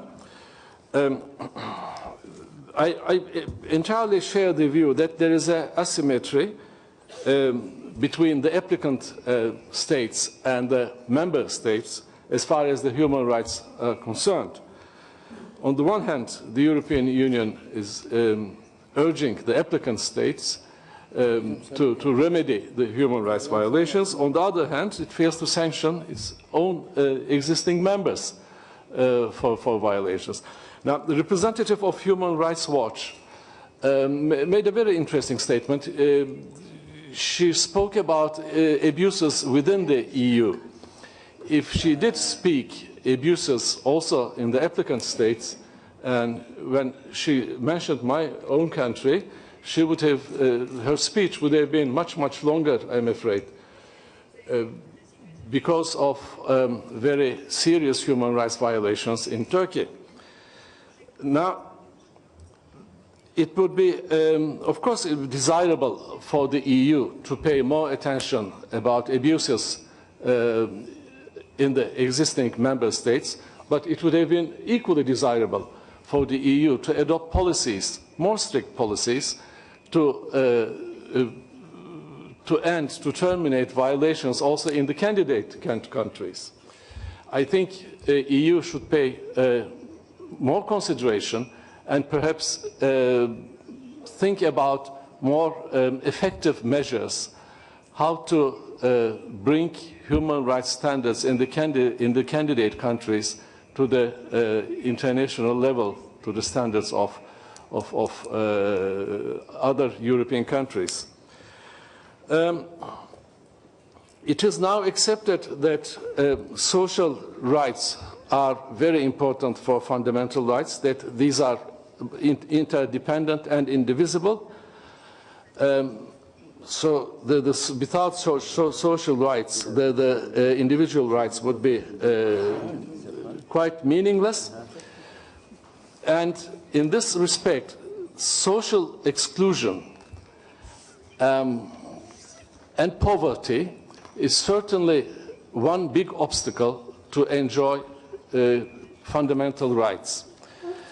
With poverty and social exclusion very much on the stage, the individuals are deprived of the right to have rights, as Hannah Arendt puts it. The individuals, they cease to be unable to exercise their fundamental rights and freedoms because of the state they find, because of social exclusion and poverty. But of course, poverty is not the only reason for social exclusion. The political exclusion is also an equally important reason for the deprivation of fundamental rights. The link between social exclusion and political life is very much strong. Without political participation, social exclusion cannot be prevented. The political exclusion from the exercise of political and economic power is also a reason for urban rioting and disaffection of young people. In my country, one of the reasons of Gezi protests is this political exclusion, which led also to social exclusion. What is going on in Turkey, of course, is the ruling party. When you have a political engineering project for the country, all those who do not belong to the political engineering project are excluded politically and as well as socially. This has led in Turkey to the Gezi protests. Well, so all in all, I would like to thank you for giving me the floor, and I would urge the European Union also to pay more attention to the human rights situation in the candidate countries and perhaps find more innovative and more effective measures and a dialogue in the candidate countries to improve the human rights situation. Thank you. Thank you very much, Mr. Turman, and over to Furio Radin from the Croatian Parliament. Grazie. Thank you. And I would like to go back to what Ms. Boldrini said in her address, when she pointed out, in other words, that fundamental rights are to be upheld in Europe, and this means protecting minorities, and especially national and ethnic minorities. These ought to be seen as inalienable rights, as was pointed out, and this is essential in order to overcome all forms of prejudice and bias. And we know that at a time of crisis, this becomes all the more important. And we know that when crises worsen, these people are targeted. They end up by paying more than others in the presence of crises like the ones we're faced with. Let us not forget that Europe and the European Union, in particular, is the result of a conflict during which sexual, ethnic, national minorities were denied their rights. They were not even taken into consideration in order to guarantee the physical existence of people. I represent a country, and I am chairperson of the Human Rights Committee of our Parliament, in which these things happened again. Let us not overlook the fact that armed conflict, unfortunately, has occurred again. We tend to think that what we've seen in the past, the horrors of war, will never be repeated. Unfortunately, this was not the case. 20 years ago, once again, we faced a state of conflict and minorities suffered. So I would like to hark back to what Mr. Sisto said, i.e. that a lot has been achieved, but much more remains to be done. I agree. Unfortunately, though, I can't but stress the fact that much more must be done. We have made progress, considerable progress, especially when it comes to legislative frameworks and laws. But this notwithstanding, as we speak, we cannot deny that the rights of minorities are being exploited, especially at a local level. We know that efforts are made at a national level, but then at a local level we witness various forms of degeneration, almost as if our countries were divided.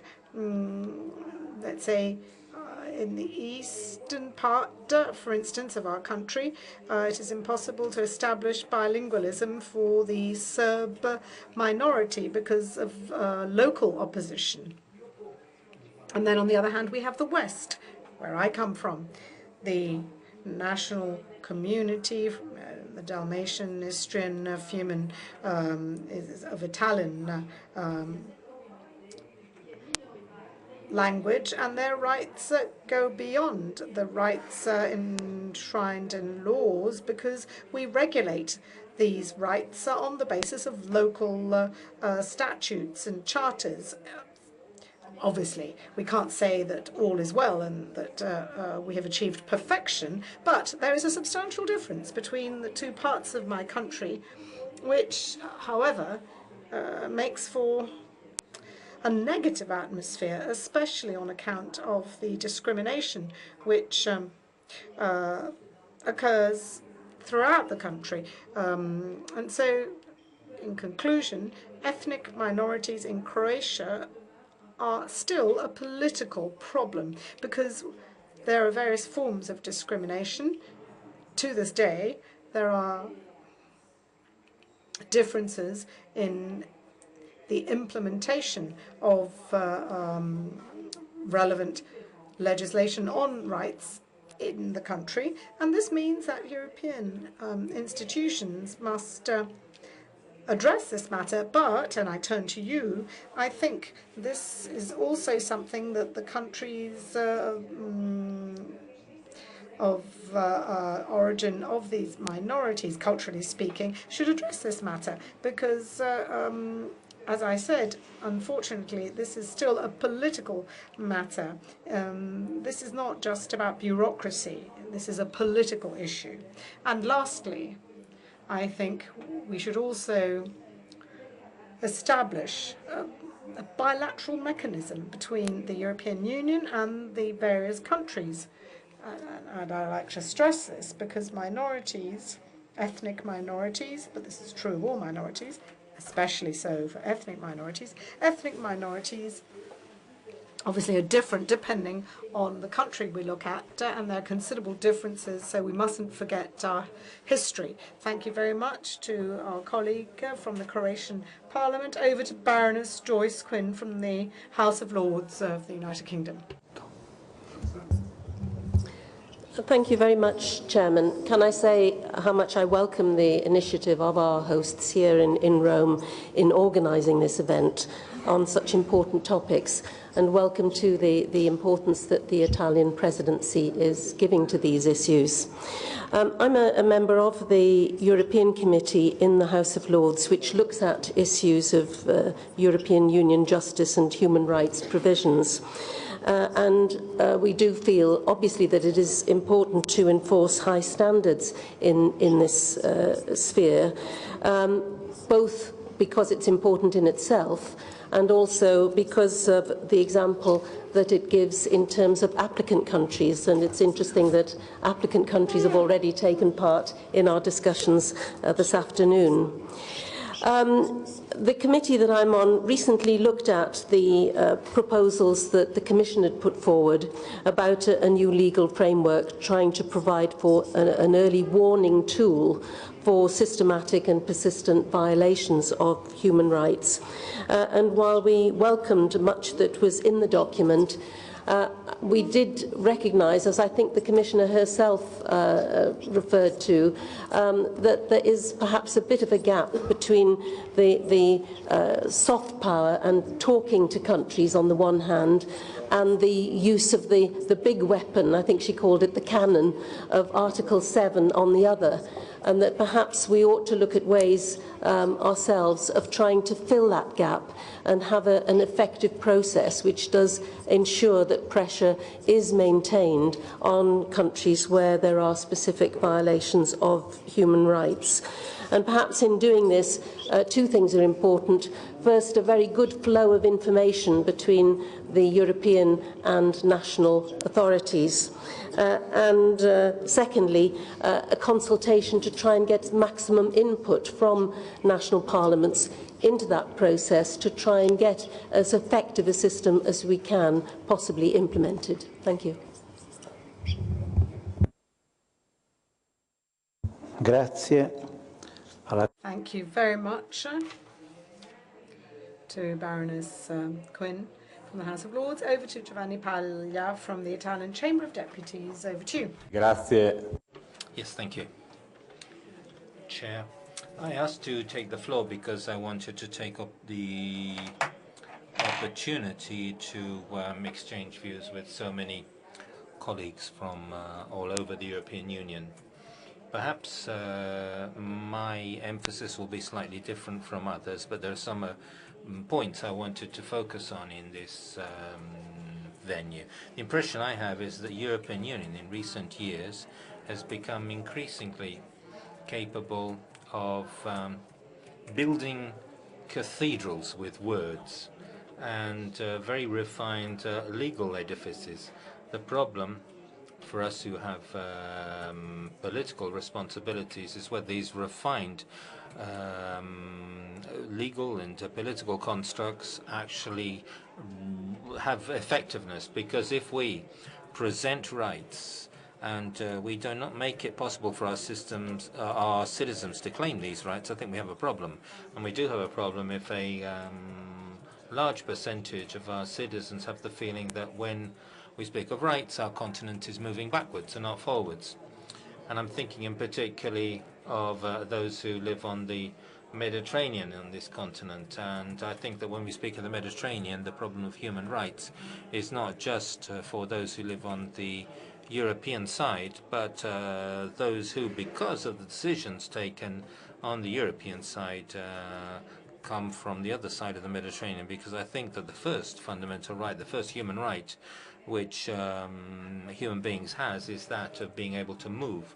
And I think it's hard not to think of the tragedy which occurs on a daily basis in the Mediterranean Sea, and the deaths there for people coming because of our political decisions, namely to keep our frontiers closed and to deny a fundamental human right. If I think of political rights, I think of the fact that on this same continent we have fueled continental powers, and I think we did well to establish continental powers, but we've stopped thinking about the democracy, which has to be also expanded and elevated. And I think this is a discussion which is lagging in Europe, which is focuses more and more powers in the European institutions and takes them further and further from European citizens. I'm thinking of the rights of equality, rights of citizenship in our country, in Italy. In recent weeks, we've been discussing the entry into municipal registries of marriages contracted abroad, because in Italy this right does not do not exist. And I think that if an Italian citizen wants to have the same kind of rights which apply to other European citizens, where should he go? I'm talking about gay marriage, of course. What court can I address to have my own subjective right, a right of freedom, applied? It's a right which is in the Charter of Human Rights. It's in a number of constitutions in Europe. Who do I turn to have these rights enforced? And all constitutions which were born after World War II. In Italy, we say born from resistance, born from the battle against Nazis and fascist regimes, which united Europeans. The right to education, right to freedom, right to movement. Where do all these rights end up when they are bombarded by austerity, which seems to be the only principle which remains. If in Italy and Greece and in Spain people have the feeling that they had better medical treatment 20 years ago, really better because there were better resources, and they also consider that public services, transportation, etc., were better 20 years ago, and they think that there was a system which guaranteed the right to employment much better than it does today. When we speak of rights, we members of Parliament from the European Union, when we speak of rights in a common public area, because we decided that there should be a common public area, what do we say to our citizens from this point of view? Are we satisfied with taking one step forward year after year in terms of the writing down of these rights, or can we use venues like this, fora like this, to open a discussion on effectiveness, which means that a right is mine because I can claim it to be enforced and accorded? Thank you. Grazie, collega Paglia. Thank you to Mr. Paglia. Now the floor to our colleague Ahmet Imaye from the Turkish Parliament. Divanı ve delegasyonu Türkiye adına selamlayarak kısa konuşmamı başlıyorum. I would like to start my short speech by welcoming all the participants and the member countries of EU. Dışlanmanın Sovyet uygulamasıyla acısını yaşamış bir dedenin torunuyum. Onun için onun kültürünü de, onun hatıralarını da adeta gölgesinde soluyorum. I am a member of a family who has suffered the discrimination of the ex-Soviet regime, and now I still feel the effects of that discrimination, even though too many years have passed so far. Ben insanların insanı ve insanlığı keşfetme çabasını henüz tamamlamış olmadığını düşünüyorum. I believe the humankind could still not complete the process of inventing and discovering the real meaning of humanity.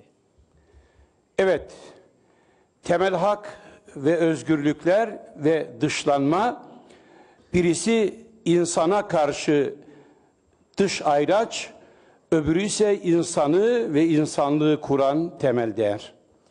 Fundamental rights have established the ground for being being a genuine human, but discriminating them is a mean to exclude them from the rest of the society.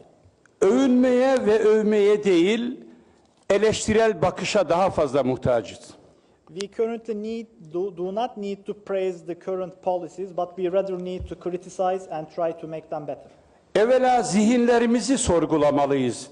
Ben zihinlerimizde insanlığın dışlanmayı henüz dışlayamadığını düşünüyorum.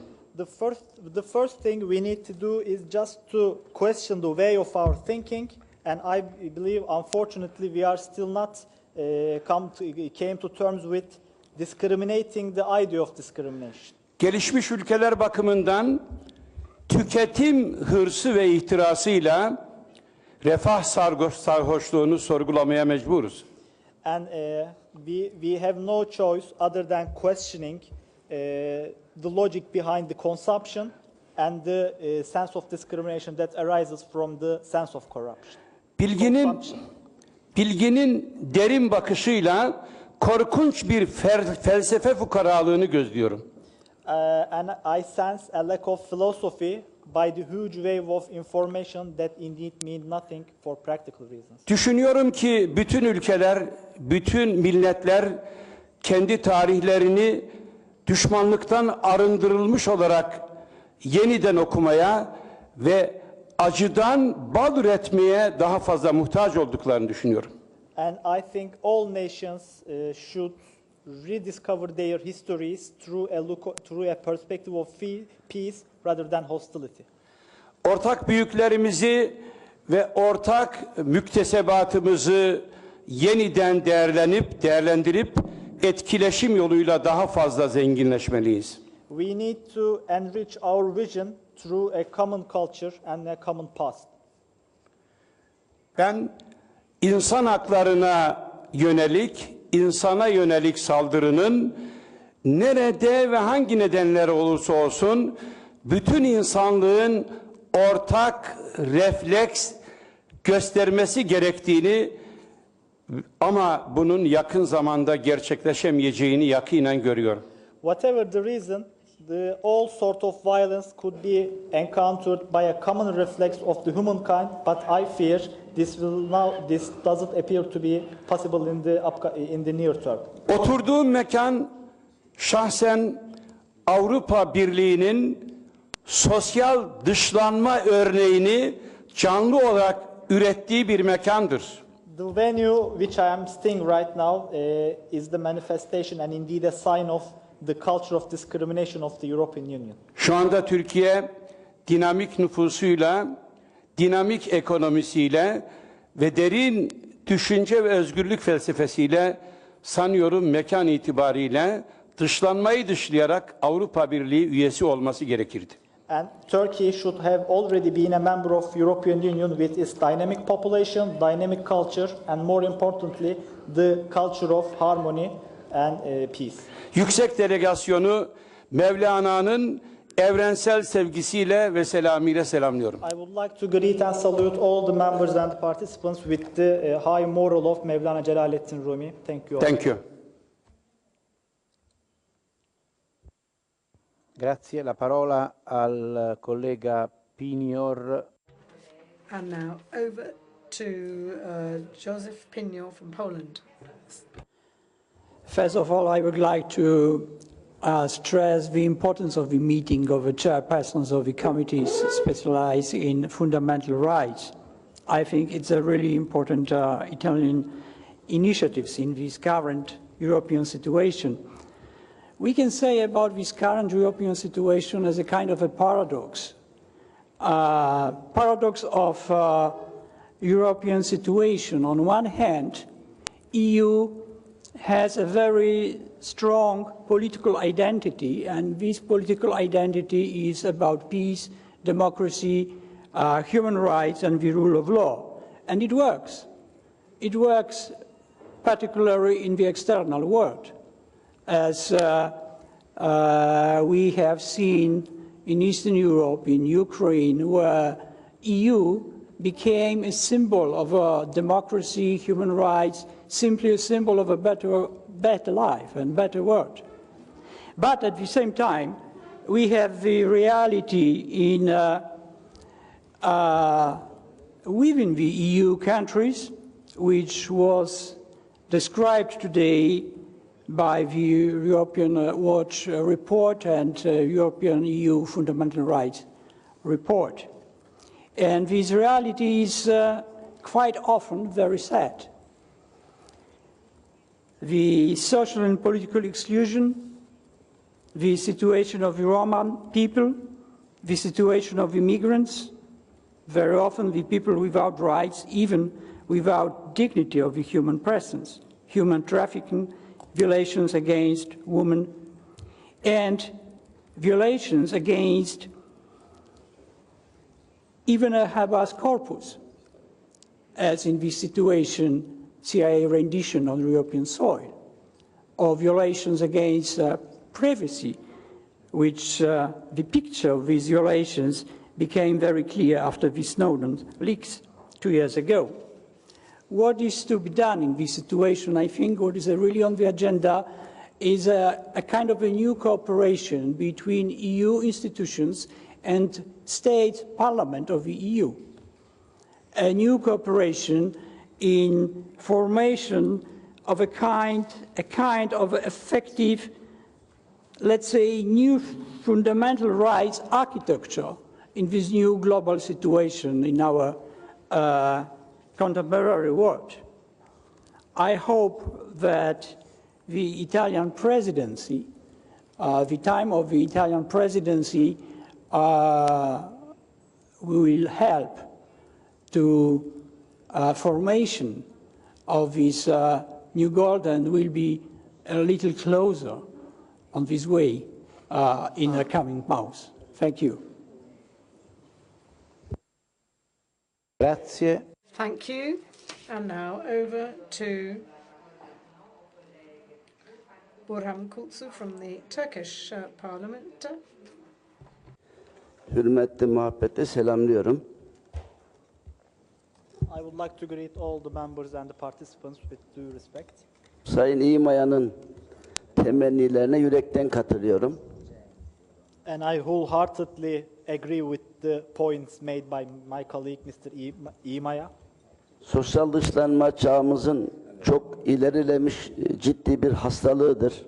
Social discrimination is a chronic disease of our ages, unfortunately. Evvela tanımı konusunda birçok yaklaşımlar yapılmış ama en kestirmeden şu söylenebilir. There are too many ways to define it, but I think it could be defined as follows in brief. Kişinin toplumla olan bağlarının kopması, sivil, siyasal ve ekonomik ve sosyal yurttaşlık haklarından yoksun olması denebilir. To cut the ties of an individual with the rest of the society and making him deprived of his fundamental rights, including social, political and economic. Bu konuda Avrupa Sosyal Şartı ve bu bağlamda ilgili 30. maddesi çözüm olarak gösterilmekte ve bu maddede yapılan değişiklik bence doğru olmuştur. The amendment proposed in the relevant article of the European Social Charter is a welcome development, and we approve it in this regard. Dışlanma konusu sadece yoksullukla çözülemez. Ayrı bir hak olarak ele alınmalıydı. Nitekim buna yaklaşılmış. Social exclusion cannot be attributed to poverty, solely to poverty, and I observe that the current amendment has enlarged it, and this appears to be a very appropriate decision. 2011 verilerine göre sosyal dışlanma riski altında Avrupa'daki rakam olarak 120 milyon kişinin risk altında olduğu raporda yer almaktadır. According to the report, more than 120 million people are now facing the risk of social exclusion. Sosyal Hakları Komitesi'nin raporları ve toplu şikayet üzerine karara bağladığı bir takım özel durumlara baktığımız zaman şunu görüyoruz. When observing some circumstances proposed by the Social Rights Committee, we can see that özellikle romanlara yapılan kimi muameleler, bunların seçimde haklarının verilmemesi, konut meselesi ve gettolu oluşturmaları konusu komitenin önüne gelmiş. The committee has assessed the practices against Roman population, including their rights to vote, right to have housing, and building their own ghettos.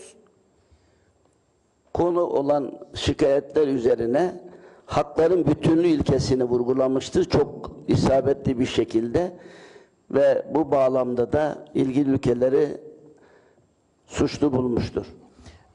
And evaluating the complaints by the Roman population, the committee has ruled that all these rights are indivisible and has convicted the complaint countries.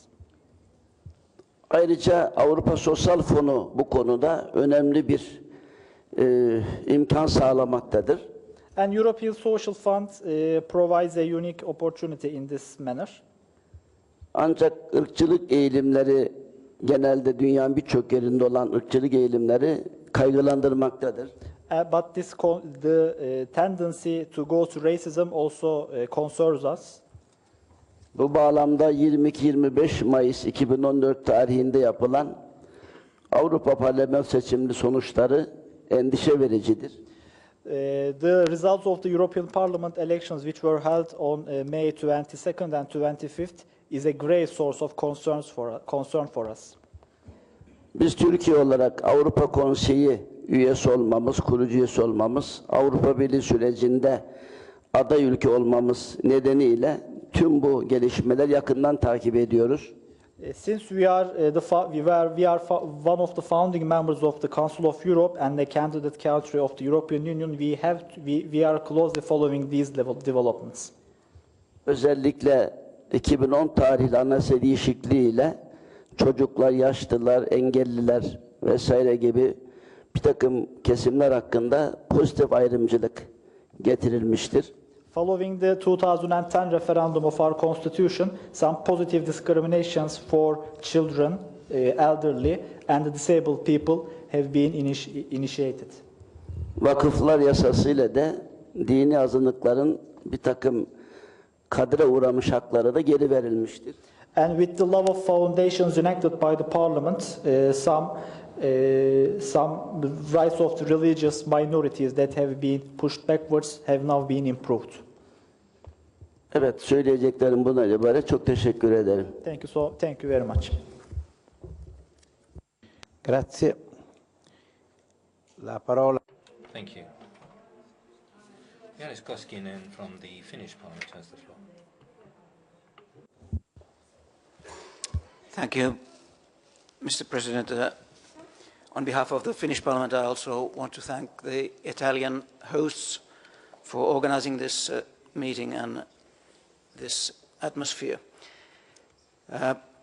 I noticed that in the introductory speeches, the interchange between the national and European parliamentary committees on constitutional affairs and human rights was mentioned in all of the opening and keynote introductions. I want to stress the importance of this development and this kind of cooperation. We have to create new working methods to have positive and constructive impact on the European development of basic rights and the rule of law. But in this, I guess we should prepare our agenda and have a steady follow-up of what the European Parliament is doing, what our institutions are doing, and to have also maybe written remarks by the national committees and not only these more or less sporadic meetings of the European Committee and the national constitutional committees. I welcome the idea which was told by FRA Director Morten Kjaerum about meeting of these different Parliament focal points, the cooperation partners of human rights institutions, and that it would occur in Vienna next February. I would also like to thank about this annual report, especially the annex about the international human rights instruments. It makes it easier to get the total picture on what is happening in this field of human rights, both in Europe and globally. And it also connects our work in the parliaments with the other governmental and NGO activities in all of our countries. There are major differences in the supervision and protection mechanisms of constitutionality and basic rights in different EU and applicant countries, as we know. There are also huge differences how well and carefully these basic rights are implemented in the administration and court system of different countries. We have constitutional and federal courts of justice in certain countries.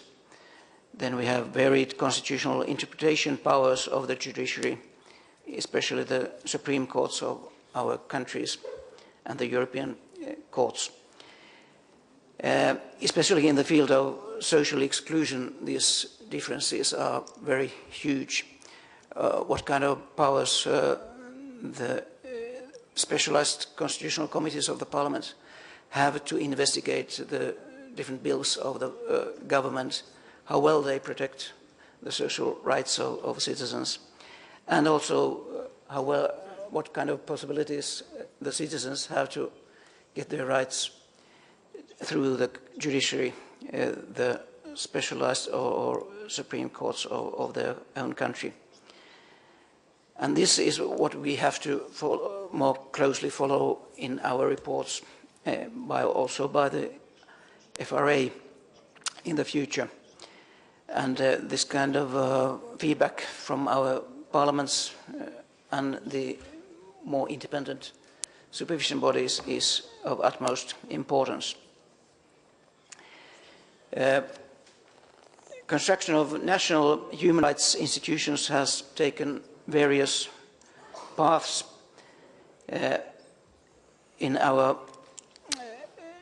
according to our national traditions and developments in different EU countries. There is an important fact that we have to try avoid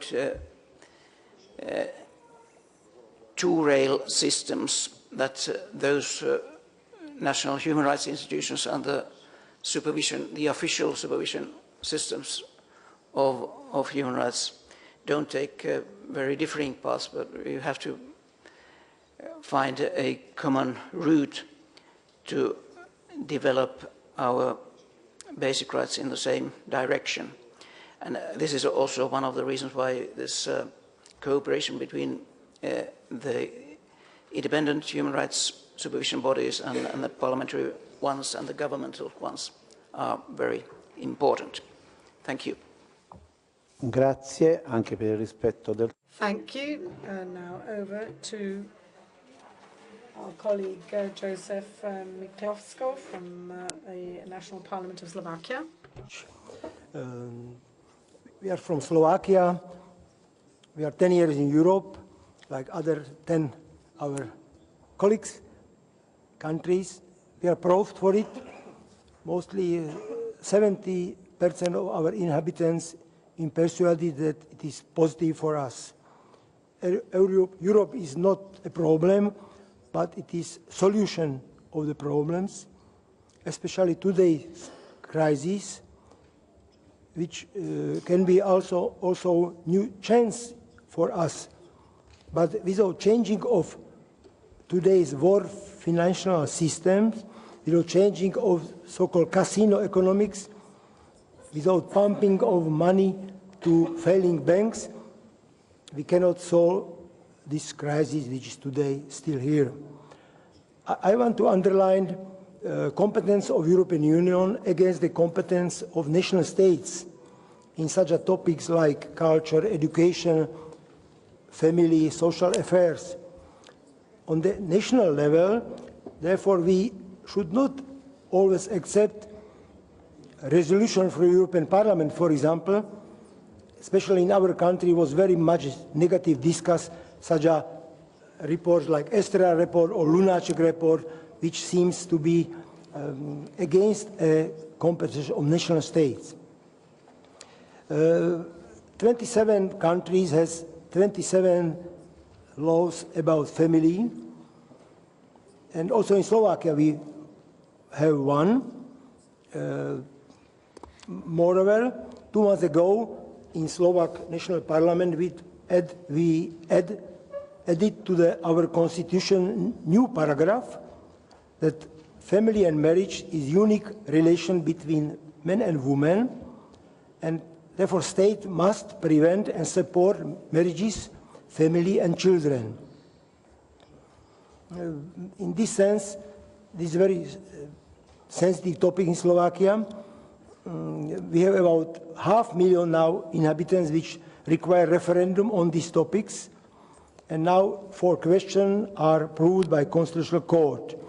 In Slovakia was very popular so-called March for the Life last year in September in Košice, which was about fast 100,000 people there, and we prepare such the same march also in next year.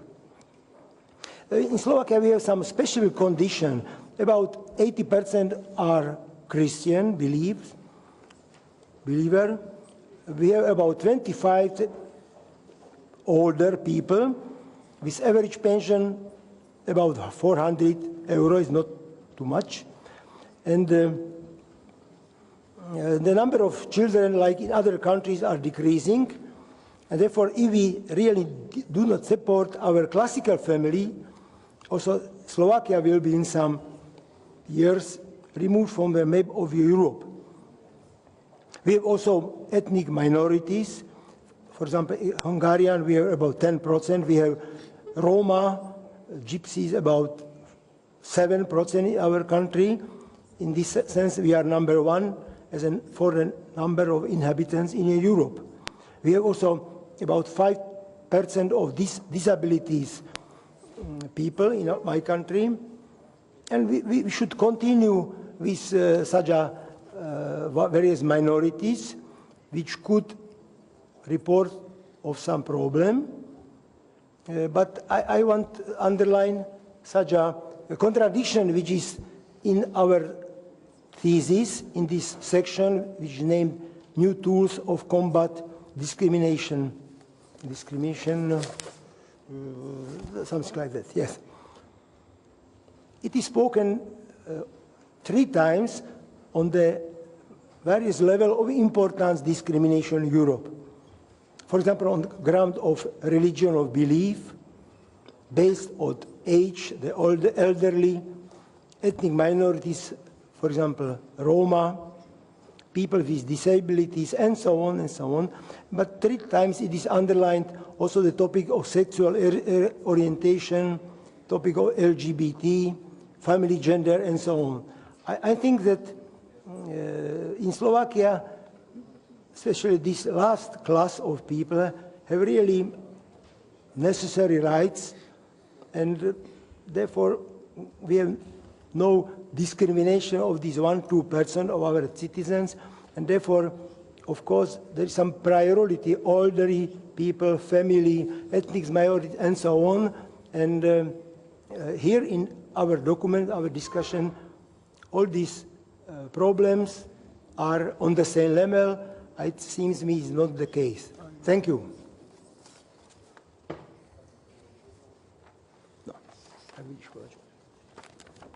Grazie.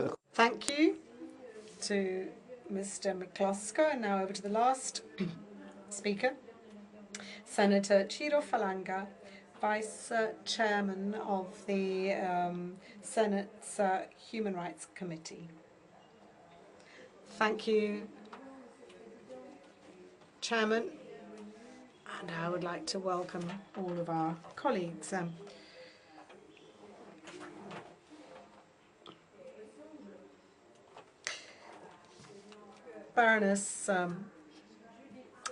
Miss Sunderland has made a very good point, i.e. that international credibility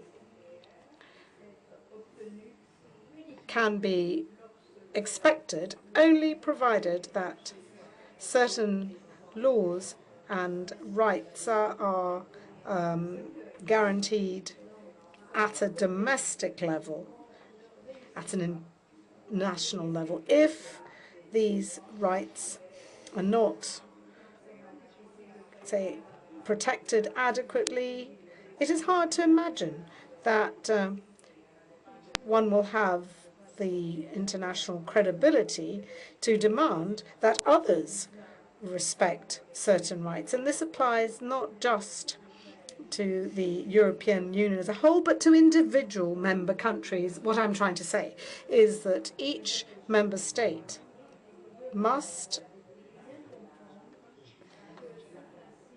be guided by this general principle, as was rightly pointed out by Judith Sunderland.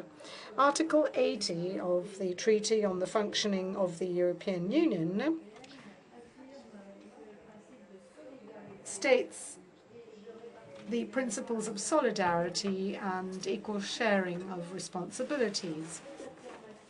Now, stating a principle is certainly to be considered as a powerful message from a country or a community. But if implementation doesn't follow. If this is just a signal and there is no concrete practical implementation of the principle that is stated, sadly, this means that nothing comes of this. It is only a statement of intent with no concrete implications. And this is even worse than not stating anything of this kind altogether. Over the last few years, the political and social crises of countries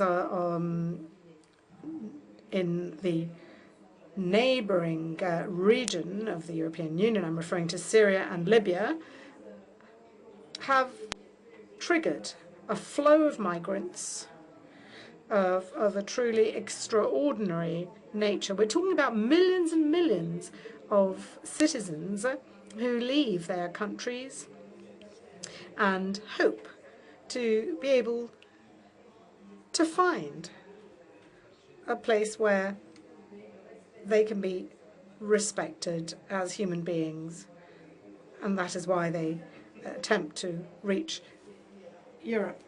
Referring back to Article 40 of the treaty, which states the principle of solidarity amongst countries, I think that when it comes to managing these flows of migrants, one should be inspired by this particular principle of solidarity. Our country is on the border of Europe. Our people, and the people of Sicily in particular, when it comes to human solidarity, have welcomed hundreds, thousands of migrants, especially on the island of Lampedusa, people who attempt a perilous crossing in makeshift vessels, and they have done this on the basis of the principle of solidarity that is part of our Italian culture. But this flow needs to be governed together with all other EU countries, and I am obviously not referring to the need to share the financial burden when I talk about shared responsibilities. It's not just about financial resources. However, international bodies must play a role in managing this issue, this phenomenon. These flows, as we know, come with no warning. Suddenly, there are thousands of people who reach these tiny towns in southern Italy, in Sicily, or in Calabria. And this is why we need an external signal showing that Europe really does apply the principle of solidarity. And this is the emergency that we're faced with, and obviously any human rights violation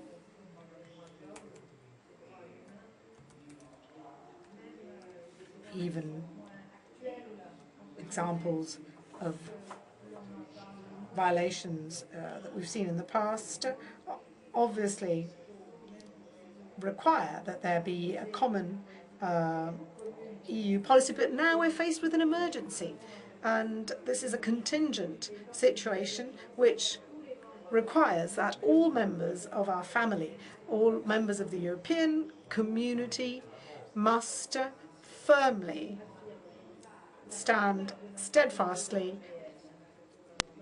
to uphold the principle of the respect for human rights and human beings. Thank you very much, Senator Falanga. Before handing over to our keynote speakers for their answers, just some practical considerations. I didn't think there was any point in commenting these various contributions. I did not want to filter any of the, say, contributions to this debate. So the speakers will obviously take the floor to respond to these various questions. But if I may, I would like to stress that there are some key words that are important: coordination, information, consultation, and above all, effectiveness of principles. Principles are all very well, but it is not enough for them to be just stated. They must be implemented, both in the member states, in the safeguarding of ethnic minorities, but especially, as our Turkish colleague said, in candidate countries too. So the question is whether it is at all possible to guarantee that the principles of fundamental rights can be safeguarded in candidate countries as well. So I think that, as is true of Platonic philosophy, we should consider the proposal made, i.e. that of a human rights body, an organization that could act as, let's say, a guarantor, as a guardian of these rights. And we shouldn't forget that solidarity is also to be seen in terms of a geographical burden sharing. There are some countries that are more exposed to certain human rights related issues. This is true of migration. So these are not problems that can only be tackled at an individual state level. These are European matters. And I would like to reassure our Turkish colleagues. I know that this is something that was mentioned. This is not a meeting that has in any way discriminated against any member country or candidate country. Everyone is free to express his or her views, and I think the very lively debate we've had is tangible proof of this freedom of expression that we've guaranteed to all. And now I'd like to hand back to the speakers. Hopefully they will be able to give practical indications and answers. I think that would be the best thing, because rather than just expressing our views and feelings about things, we could really be very concrete in our deliverables. Over to Commissioner Rackets. Tout d'abord, un grand merci. Thank you. First of all, many thanks for all these statements, and I would like to restrict myself to 2 or 3 comments. So much was said that I think it's impossible to answer everything. Globally, on the issue of fundamental rights and the rule of law, the discussion which has been held since the Commission made its statement shows that sometimes it's very difficult to return to a legal framework and to understand it and to respect it completely. And I understand the frustration of those who want to go a long way further ahead. But we have done quite a lot. We have an Article 2 and Article 7, and I think that we have an obligation to work within the framework of the treaty and the Charter of Fundamental Rights. And when I see that the discussion which has led to certain places in the Council or in Member States has been discussed, and the pros and cons have been explored, and sometimes the best is the enemy of the good. And I think that we really need to be able to move forward along this line and see what comes out of the Council of General Affairs debate under the Italian presidency in November, to see whether we can move the discussion forward, because certainly it is a debate which deserves to move forward. It was the Court of Justice which introduced fundamental rights in the legal order of the European Union, and it's something which happened 30 years ago. And so these are values which are recognized by the court, and it's interesting to see that the court, including the decision on retained data, has given precedence to individual rights above economic rights. So I think sometimes we need to be very clear about this kind of thing. One word about the recognition of public documents concerning civil status, and I understand the complaints of those who talking about the lack of efficacy in Europe, and there's something which made me smile when I took up this portfolio a long time ago, quite a long time ago. I studied this area, and I saw how much progress had been made in this area. When I worked in Jacques Santer's office, who invented the concept of the third pillar, I would never have thought that today there could have been such a rich discussion of the kind which we had. So I think we certainly say we need to do more and we need to do better, but I think it's interesting sometimes also to recognize that we made huge progress in civil law, in the recognition of sentences and decisions. Huge progress has been made. Certainly a lot still has to be made, but I think we also need to thank those who've worked so hard to make certain things possible. And finally, on criminal law, at the we're going to have a meeting among ministers of justice, and we're going to speak of seizures and impounding of assets. And if someone had told me 30 years ago, when I was a student, that one day we'd have a asset seizure system without there being a criminal procedure, I would have laughed. I wouldn't have taken that seriously. Today, this is a discussion which is taking place in Italy and elsewhere, and I think that we are devising legal systems which are different and which are difficult, because there again, we find ourselves at the crossroads between what individual freedom is and the requirements of protection of society, and retention of data is one example of this. Another thing is the public security and individual freedom, and seizing of assets, seizure of assets is another area where it's very, very difficult to get the right balance. I think that we're an area where we need your support and we need your intellectual input so that we politicians can find this balance between the requirements of security and the requirements of human rights and rule of law. And I think there's a debate here which is legal, but it's also sociological and philosophical. And I really thank you warmly for all your input. Perhaps just one word to our Turkish colleague. I think it was Montenegro initially. I hope I'm not mistaken. We noted that the ambassador of Turkey expressed interest not long ago in having observer status at the Agency for Fundamental Rights, and a similar request was made by the Balkan countries. I can say that we support this request, and I think that we're moving towards a stage which could lead to very positive developments. It's something which we are very much in favor of. Thank you, Chair. Grazie. La parola alla... Thank you, Judith Sunderland, for her response. You have the floor. Thank you. Thank you very much.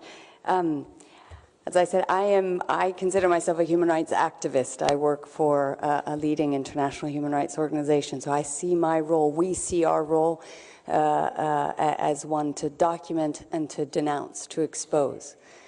We will always want to speak for those who cannot describe their own pain and the abuses they've suffered, and we will always try to seek for change.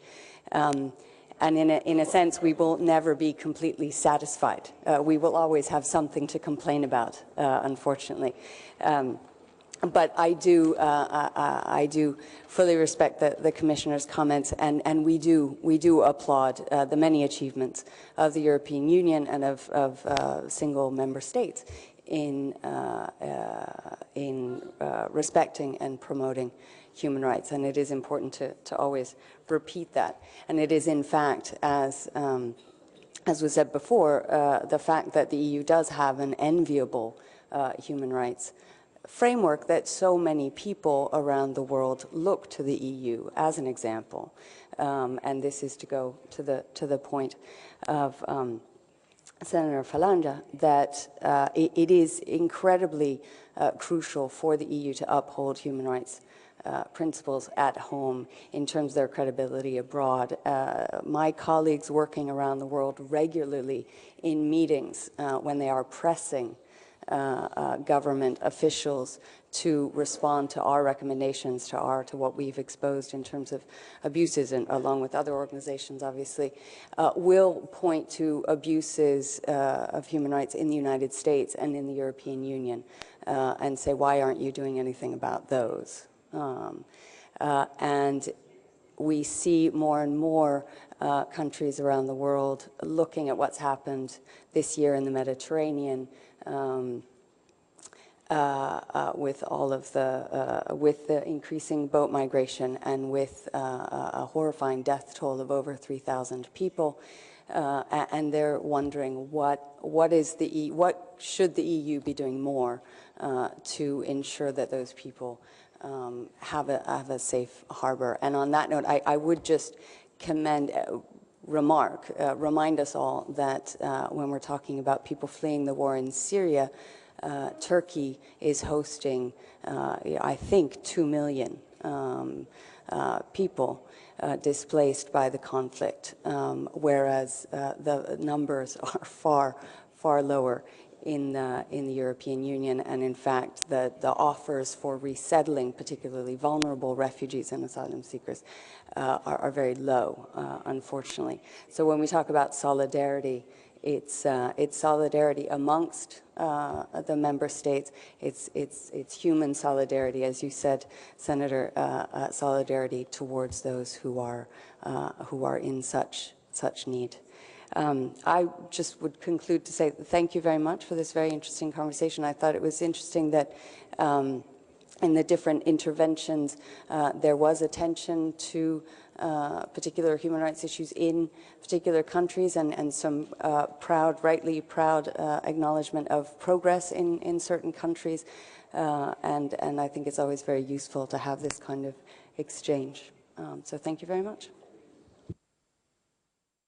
Grazie alla Judith Sunderland. Thank you, Judith Sunderland, and I'd like to give the floor to Morten Kjaerum, who will obviously be able to assess how far his proposal's been taken up by our participants and how possible it is. Thank you very much. And just to start on the last issue that was raised by Senator Falanga and that you also responded to, on the migration or the terrible situation at the southern sea borders. I look very much forward to a joint conference together with the Italian presidency just a month's time from now here in Rome on exactly that issue, where we try to bring together all the key actors in this field, from member states, EU institutions, civil society, etc., to see how, where can we move this discussion? Can we try to take at least some next steps in finding, I don't believe in solutions, but then at least some progress in addressing the particular tragic situation that we have in the Mediterranean. I look very much forward to that, and I would thank the Italian presidency for excellent collaboration on this issue. Then let me come back and also echo what the Commissioner said in relation to candidate countries and their participation as observers in the management board of the Fundamental Rights Agency. We look very much forward and very hopeful now that some of the candidate countries can become observers. So far, the only country which for 1 year had an observer status was Croatia, and I think both the agency and hopefully also the Croatia benefited a lot from that particular status with the agency. Because what is it, and that would then also be, again, coming back also to what our Croatian colleague raised, where he rightly said one thing are all the laws and institutions that we create, but how does it actually work? And that is a unique feature of the Fundamental Rights Agency that we can also bring to candidate countries, is that we do not satisfy ourselves by looking at whether the one or the other law has actually been created, has been adopted in member states. We also look to, does it work? Does it actually meet those concerns that eventually led to the creation, the adoption of the legislation, whether it's anti-discrimination, data protection, or whatever the issues may be. And how do we find out? What do you do? And this is where we do these very big surveys where we ask in particular minorities in our communities. Normally when we previously made minority or looked at how minorities sort of say live in our societies, we normally ask the majority, what do you think about the minority? How do you like to have a lesbian or a gay person as a neighbor, or an immigrant as president, or whatever the issues may be? What we do is that we actually ask the migrants, the sexual minorities, and most recently we interviewed 42,000 women about their experience about violence, face-to-face, 1 to 2 hour interviews about the experience. And it's the same with the ethnic minorities and others.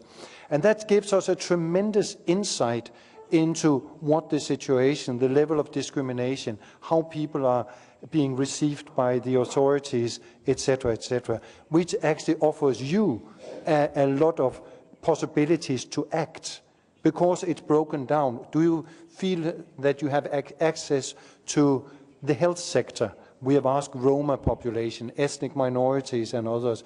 And when you suddenly can see, no, they actually feel discriminated. They feel that there are barriers for them to access the health system, then we have a problem. And it's a problem you as politicians can address with the institutions in member states, the health ministry and others where the particular concerns are. And that is what, so to say, the agency and the union is bringing now to the fundamental rights arena, is that renewed level of specificity where we actually can start really taking mainstreaming or real implementation of human rights much more serious than we could before, simply because we didn't have data on these issues before. And as I touched upon in my opening remarks, the agency has unmasked a disproportionately high level of hate crime in Europe, an issue that we have sort of partly dealt with, but not really, because what we saw was that it was not really a problem when we looked at the official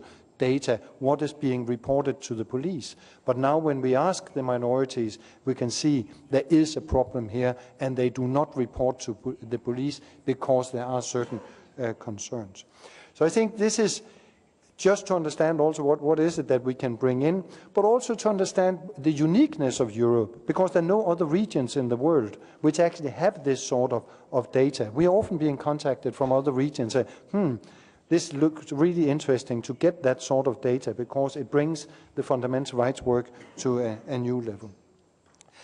Let me just bring one other issue, and that is to what our Finnish colleague, Mr. Koskinen, raised on the institutional landscape, the different actors.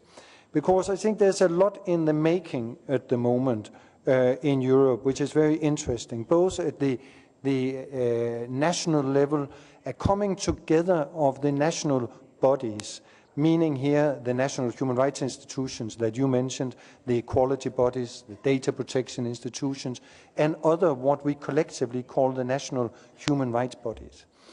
And it's high time, because I said, does the legislation work?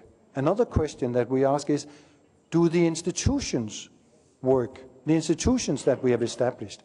And here again, I must say that from our work, we can time and again see that some of these institutions are simply not reaching out to the most vulnerable, those who are in most need of these institutions. So you could say we have now, thanks to the EU legislation, the directives against discrimination, we have established, for example, equality bodies in all member states. But at the same time, we can see that in quite a few member states, they are very unknown to those most in need.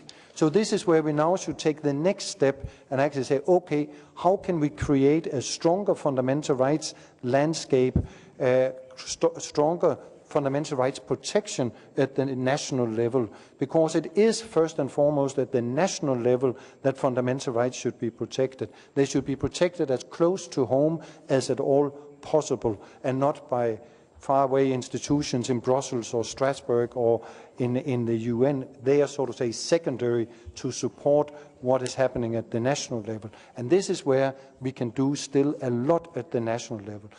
So that's the horizontal. And of course, there's then the vertical, the interaction between the national level institutions and the EU institutions, which are also in the making. All that is coming more and more together. There's a lot of activity, I would say, at the European level, and I look very much forward to see where that is taken in the coming years. I think we'll see a much more coherent landscape. You could almost say that the landscape moves and transforms into an architecture in Europe, a better thought out system where the different actors more clearly know who is doing what, why and when. And this is very much needed. And a lot of the problems that we have discussed, that we see in our annual report, that Judith raised and others have raised, I mean, they can also be addressed more firmly by simply tightening those institutions already in place. So thank you very much. Very inspiring comments, questions, and I look very much forward to the continued dialogue and also to follow up with the initiative, as I said, inviting the national rapporteurs from the Parliament to the agency in February. Thank you very much. Grazie al Morten Kjaerum. Thank you to Morten Kjaerum. I think I could point out that the basic issue which emerges from this debate is how much the internal guarantee of fundamental rights can influence the external guarantee on the part of the European Union, and vice versa, how much Europe's intervention can contribute to guarantee within our domestic borders the compliance with and the respect of fundamental rights. So I think this is an apparent alternative, but I think both things can take place. There can be an exchange in a virtuous circle so that internally and externally we can ensure the respect of human rights. And I think that was the essential point in this debate. I really wish to thank you. We've concluded this first session. I thank these speakers and all the colleagues who've taken the floor and all those who've listened with such patience to what was said. And now we have a coffee break, which will be served just outside the room. I would like to be on time for the next session. We'll be speaking of data protection and digital rights, and this will be headed by our colleague Donatella Ferrante, head of the Justice Committee at the Chamber of Deputies.